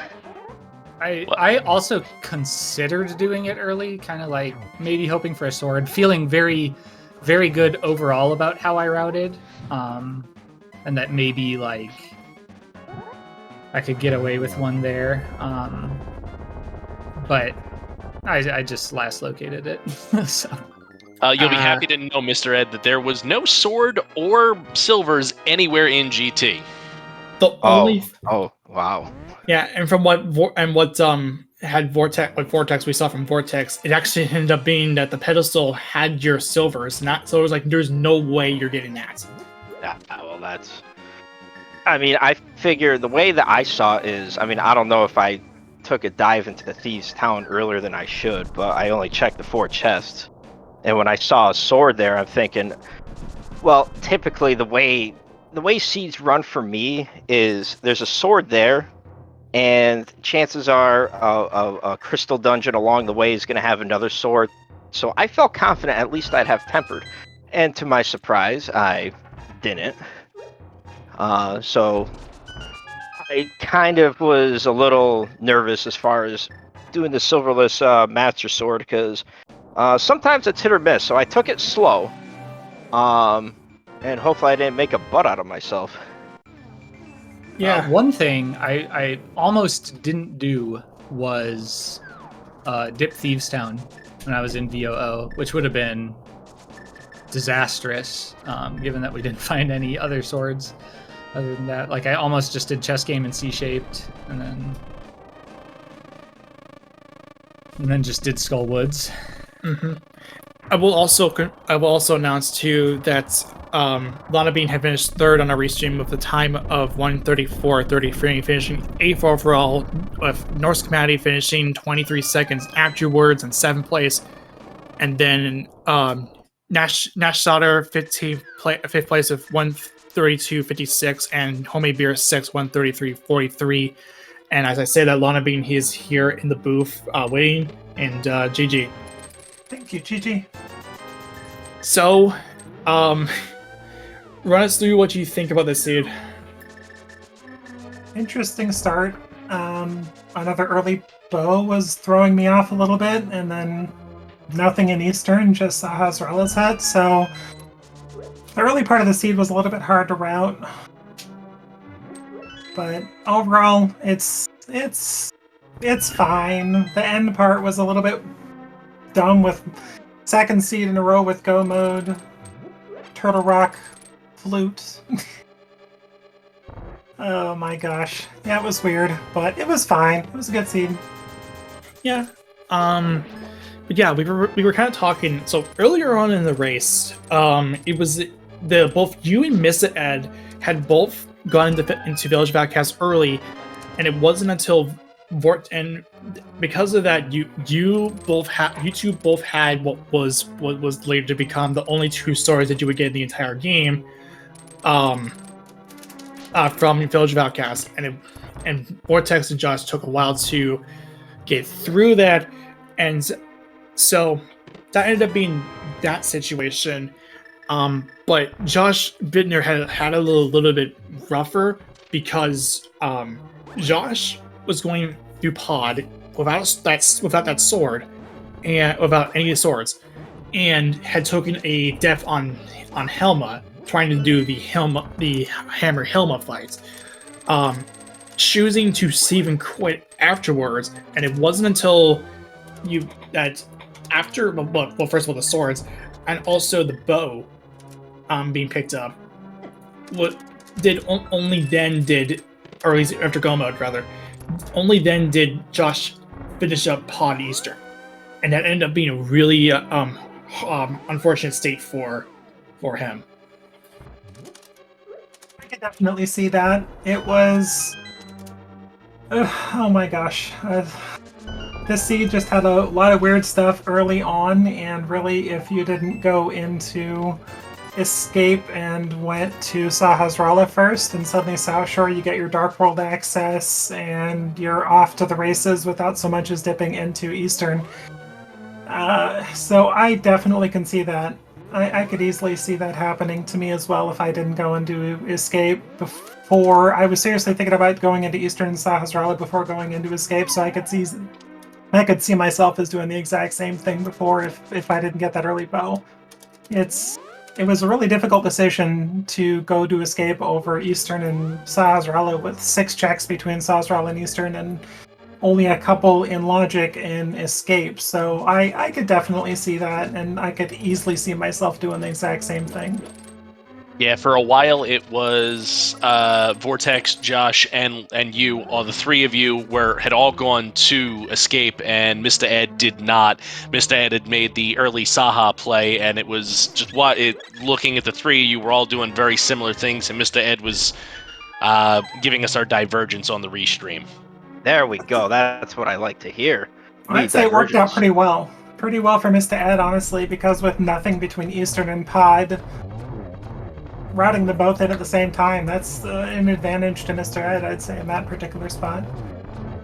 Yeah. Well, I'll say this much. The only thing that kind of hurt me is, like, in an open mode, me doing Escape is like I don't want to say it's like last resort, but I've had so many Aga Seeds as of late, and I know it isn't the biggest deal in the world to have to go back to Castle Tower twice, but I always typically like to keep Escape as kind of like a last option. So I dipped. So I did the early plays. I went to CAC. I did South Shore. Did the flipper checks. And then I said, okay, well, you know what? I'm gonna take a dip into Sa's closet, and the gloves were there, so I immediately saved and quit. So I get out of there and I do the Escape from Sanctuary, and there I think it was Moon Pearl. So there was my Dark World access. So then from there I did Hype Cave, but I typically don't like to go to the Pyramid and Catfish, but today I kind of felt like doing it, and in the back of my mind, I kept saying, "You're really gonna isolate Escape. You're just gonna, if there's something in there, you're gonna be kind of screwed." So eventually, when I got to, I believe, the mountain, I got the mirror, and in the back of my mind, I said, "Okay, well, I'm just gonna do is I'm gonna tie in. I know it's gonna be an ugly check, but I'm gonna tie in Swamp Palace, and then mirror out." And do the Escape, and there was Bow, so then I was able to go from there to do Pod Eastern. So I mean, yeah, that kind of worked out, but in the back of my mind, I'm thinking I was just gonna leave Escape for last location. If I had the mirror originally when I went to the Pyramid, that'd be great. Do the mirror, do the Pyramid Ledge, mirror out, do Escape, go that way, but. When I try to overthink things, bad things typically happen. But I kind of got away with that one.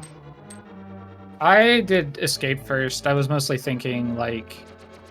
I was worried about, like, Glove or Pearl in Eastern.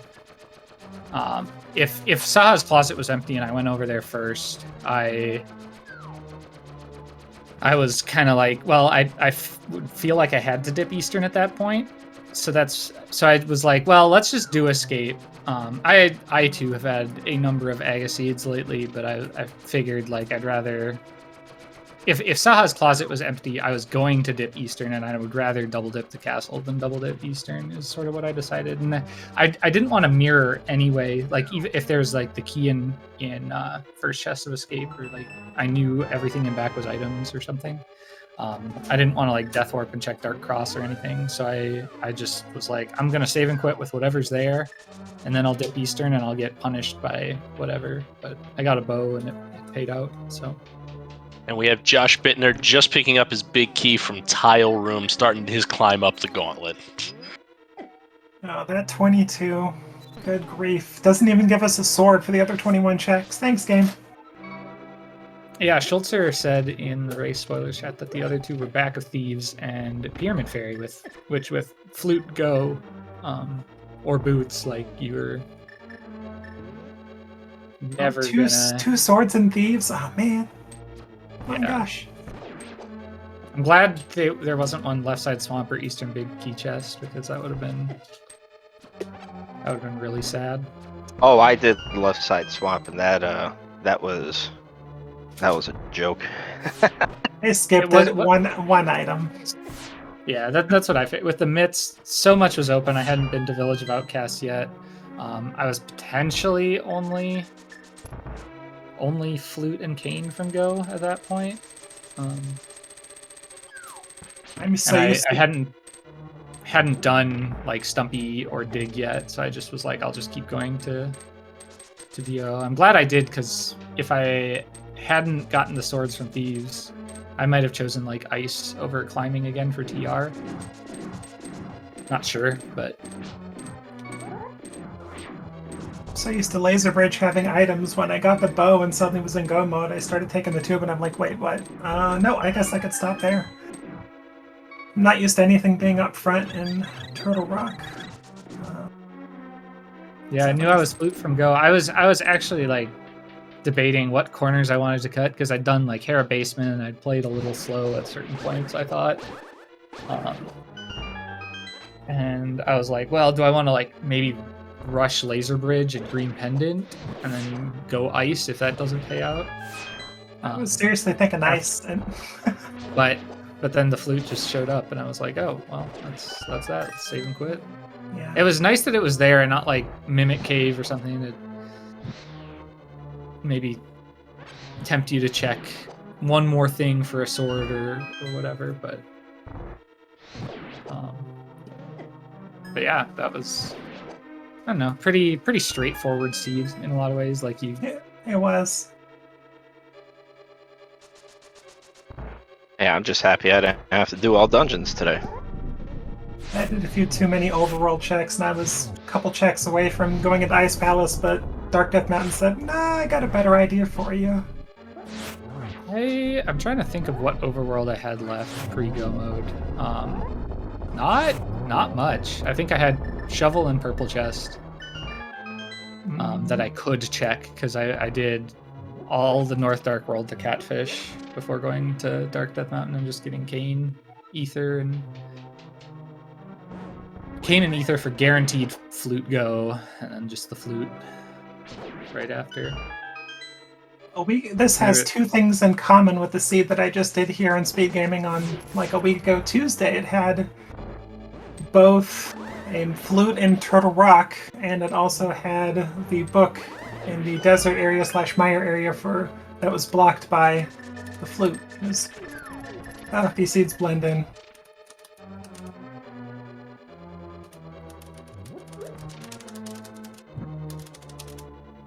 I don't know what other Light World check there could have been. They were ped. Was it pedestal? I didn't see that. Okay. Yeah, it was. Yep, And it was homemade beer. silver. Homemade beer in chat just said he never did escape. Oh, gotcha. So, homemade. Wait, that was the bow he got.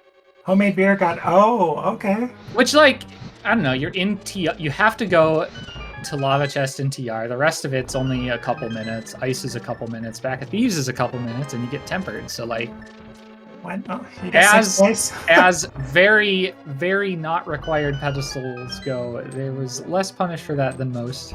Oh wow. Thinking about it, especially if you did the Thieves early, because if you had, like, if you start VOO and full clear Thieves your first trip this seed, you just have tempered the whole game. But Who does that? I don't know. There are 2 items in Back of Thieves. If Dark Death Mountain hadn't been calling, I probably would have done it. I probably would have done Ice over Back of Thieves, but I don't know, it was only 2 items versus 3 in Somaria, so I don't know. No great decisions late game. It's like Flute could be one of 50 different locations. Yeah, I felt pretty good about how I'd gotten to where I was. I'd only left a couple orphans, and it was just pendants and shovel purple chest to clean up. Oh boy, Moldorn 2 bullying Josh Bittner pretty hard here. So I think, yeah, it would have been ice and then thieves into purple chest and then shovel. I can't even remember where the shovel was. It was a brewery. So yeah, that was a pretty bad spot for me with just the order I did things in anyway. So I probably would have. I might have walked to VOO from the bottom to check shovel. I'm not sure. I'm glad it didn't come to that. I think shovel One thing has I was money. shovel. Shovel is $50. And I checked that when I did purple chest. It kind of fell out of the way because I'd already checked Stumpy. So yeah, that had nothing. Smith sequence had nothing as usual for me. One thing I second guessed myself basically immediately when I turned away the bottle at Cave 45 on Master Sword Silverless. Smith's had something important. No, the Smith area did, which is why powder. Was, the magic boots. that had boots.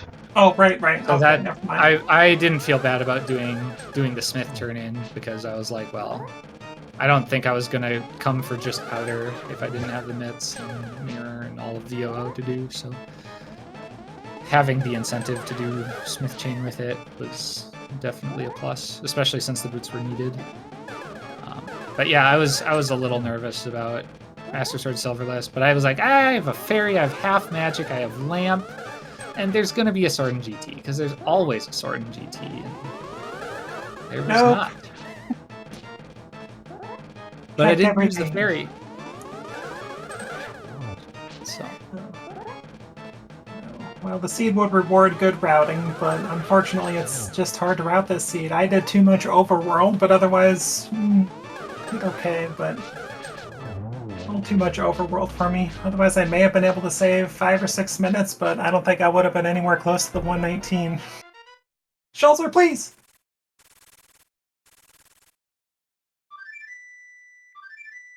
Yeah, Schulzer made all the same skips I did, probably plus a couple more, I think. Routed pod better from what we talked about after in the spoiler chat.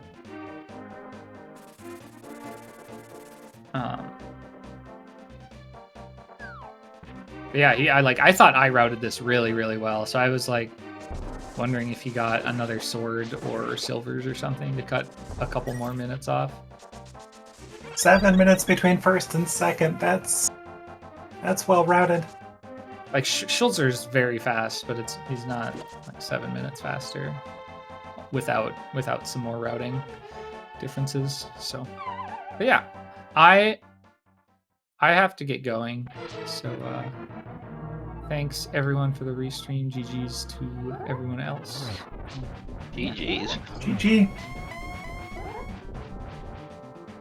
GG's, and we have the last of our restreamed runners, Josh Bittner, in his Ganon fight. Got to go through also on a Master Sword Silverless. 52, as somebody in chat pointed out, 52 spin pickup. That's a good one, actually.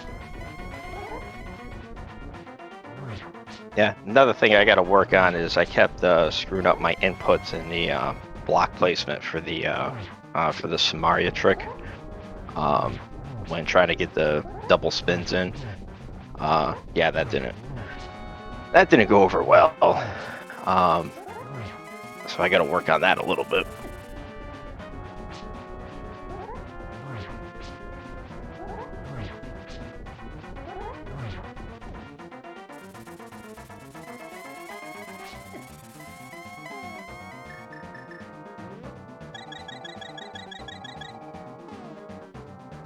Josh through the first 2 phases, using a bottle.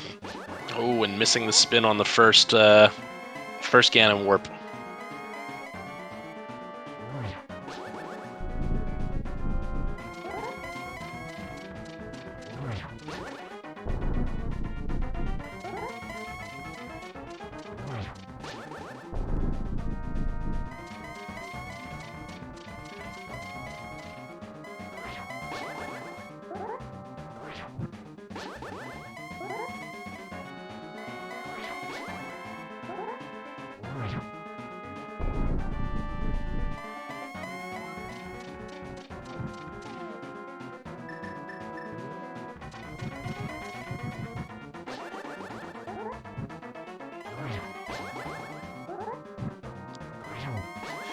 Josh gets the torch glitch and starts the 24 spins needed to bring the pig down.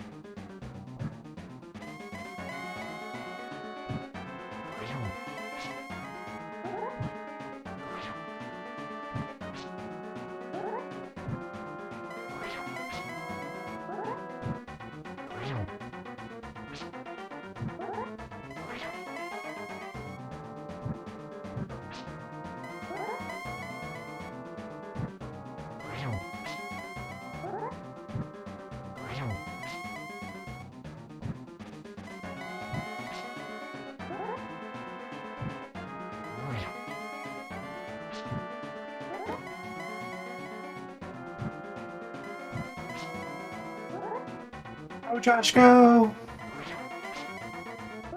Yeah, I'm even watching with little nervous energy. Just want him to get through it.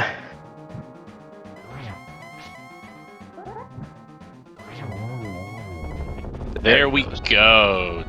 Josh Bittner takes the pig down, just needs to cross that 1x3 bridge. Let's get your GGs in chat for Josh.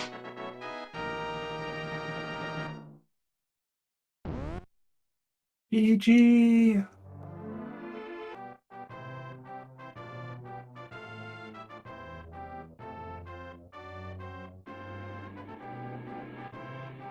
As a reward, he gets the drink from the fire hose. Sounds questionable, but if the game says so, Hey, can never go against the game. right?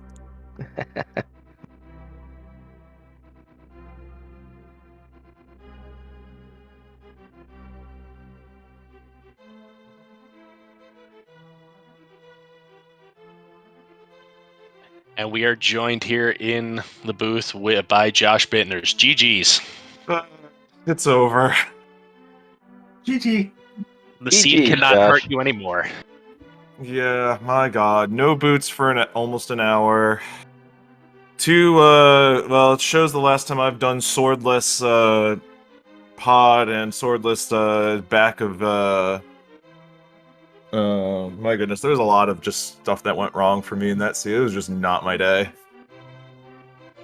But we're done, and I wasted more time, of course, looking for a sword in Go mode because I didn't want to do a Master Sword Silverless Ganon, but had to do it anyway. Yeah, your other swords were back of Thieves Town and I don't remember where the fourth one was, and silvers were on Ped. Did you say Pyramid Fairy? What was it? That's right, Pyramid Fairy. See, I had half a mind. I mean, if I had gotten through GT without a sword, I would have done it, but I was just like, no, let's be an actual gamer and get it done. Master Sword Silverless. I loathe doing it, and I know it's holding me back from getting anywhere better at this game, but I gotta just do what I know. But yeah, so that was a seed. and that cane location made me feel like a god for about a couple of minutes. Because I opened TR first, and I'm like thinking, what if I have to go into TR? And sure enough, you had to.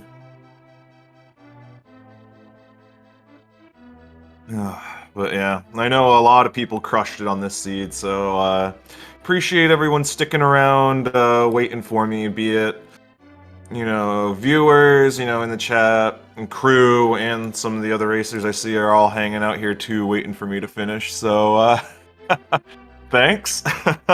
Oh, I was My I was God. waiting for you to come. I was waiting for you to come across and say I clowned so hardcore it wasn't even funny. I mean, well, and a swordless death to Helmasaur King is pretty bad. I ran out of arrows in the dark of the back of Eastern, so those are two big oofs. I think I died somewhere else too. I don't know. I was just on the struggle bus today. Which Yeah, I means, mean- in an hour and a half I'm doing casual boots on the ladder so I can clown some more.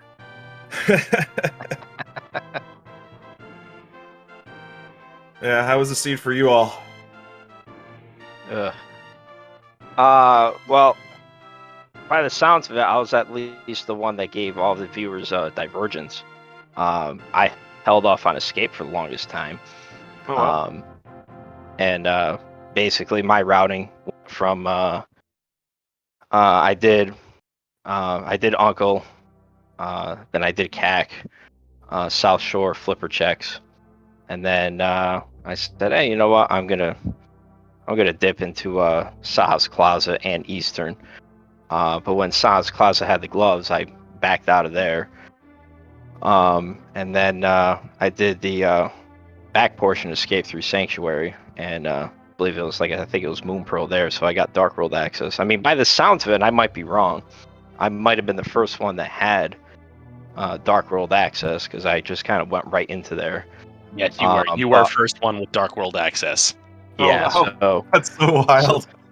So then the biggest issue that I ran into is, and I said this a couple times, in open seeds, I don't know why I'm always hesitant to go to do escape. Only because if it ends up being an Aga seed, I like to be able to just go there in one shot. But when I got my Dark World access, I really didn't feel comfortable going to Stumpy and Dig Game after Hype Cave. So I made the decision to go check Pyramid Ledge and Catfish, and that had nothing. So it kind of super isolated escape for me. So then I went to Village of Outcasts. I did the first 4 in Thieves Town, got a sword. I had went to C-shaped house, got a sword. Well, actually, I did it in reverse order. And I felt pretty confident at that point. Yeah, those were the only 2 swords I got. So there was another sword in the back of Thieves, I guess? Yeah, back at Thieves and Pyramid Fairy, I believe they said.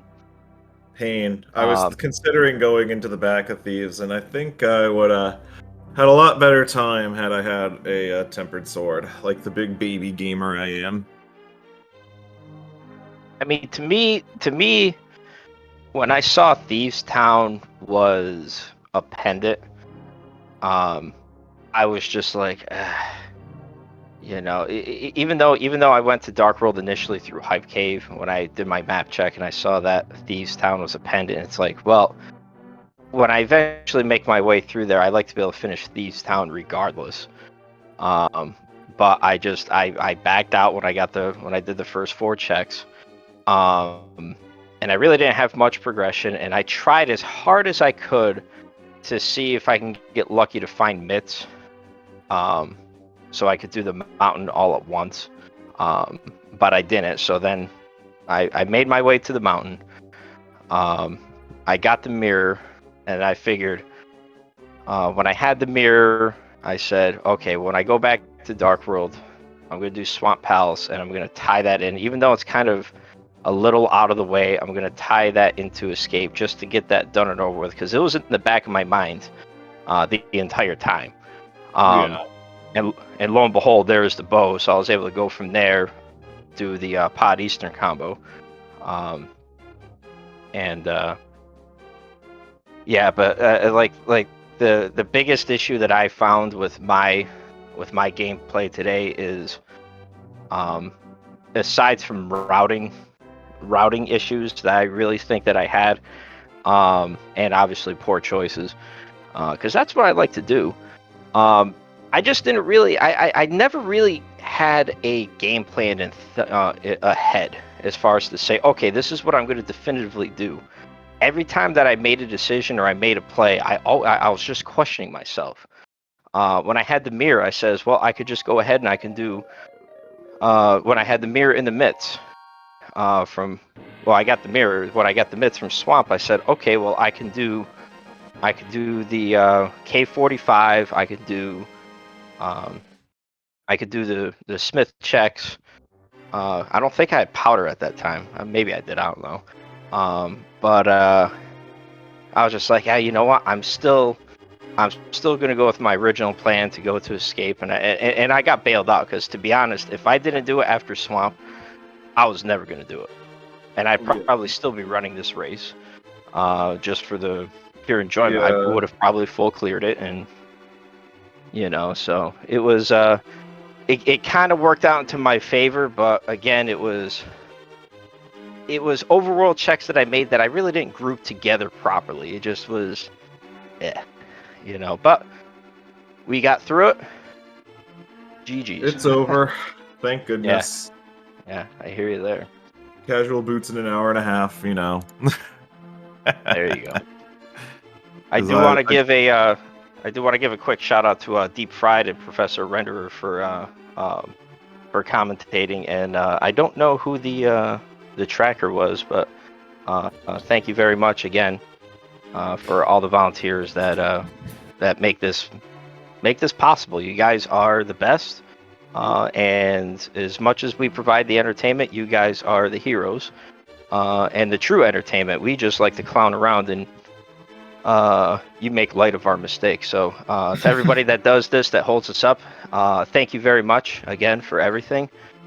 You guys are the best. This community is the best, and I gotta say again, for anybody that's watching that hasn't that likes to watch the game, that's maybe hesitant to start, give it a shot. I've been playing for less than a year. I know Josh is. Josh, you've been playing for what, a little over a year now?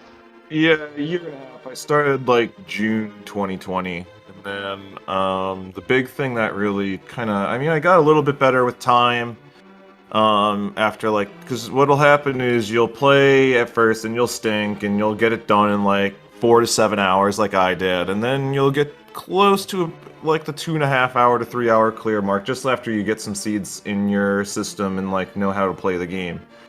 But the big thing that really pushed me along was the mentor tournament this past summer, so keep an eye out on that next summer. Spring even. I think it started I want to say in April or May. So yeah, for new people looking to get into that, you start working on it now, and then the mentor tournament next year will put you into overdrive, into getting as good as being on this restream and probably beating me. Yeah. I will say this from personal experience, from doing the mentor tournament twice, and also being a mentor as well.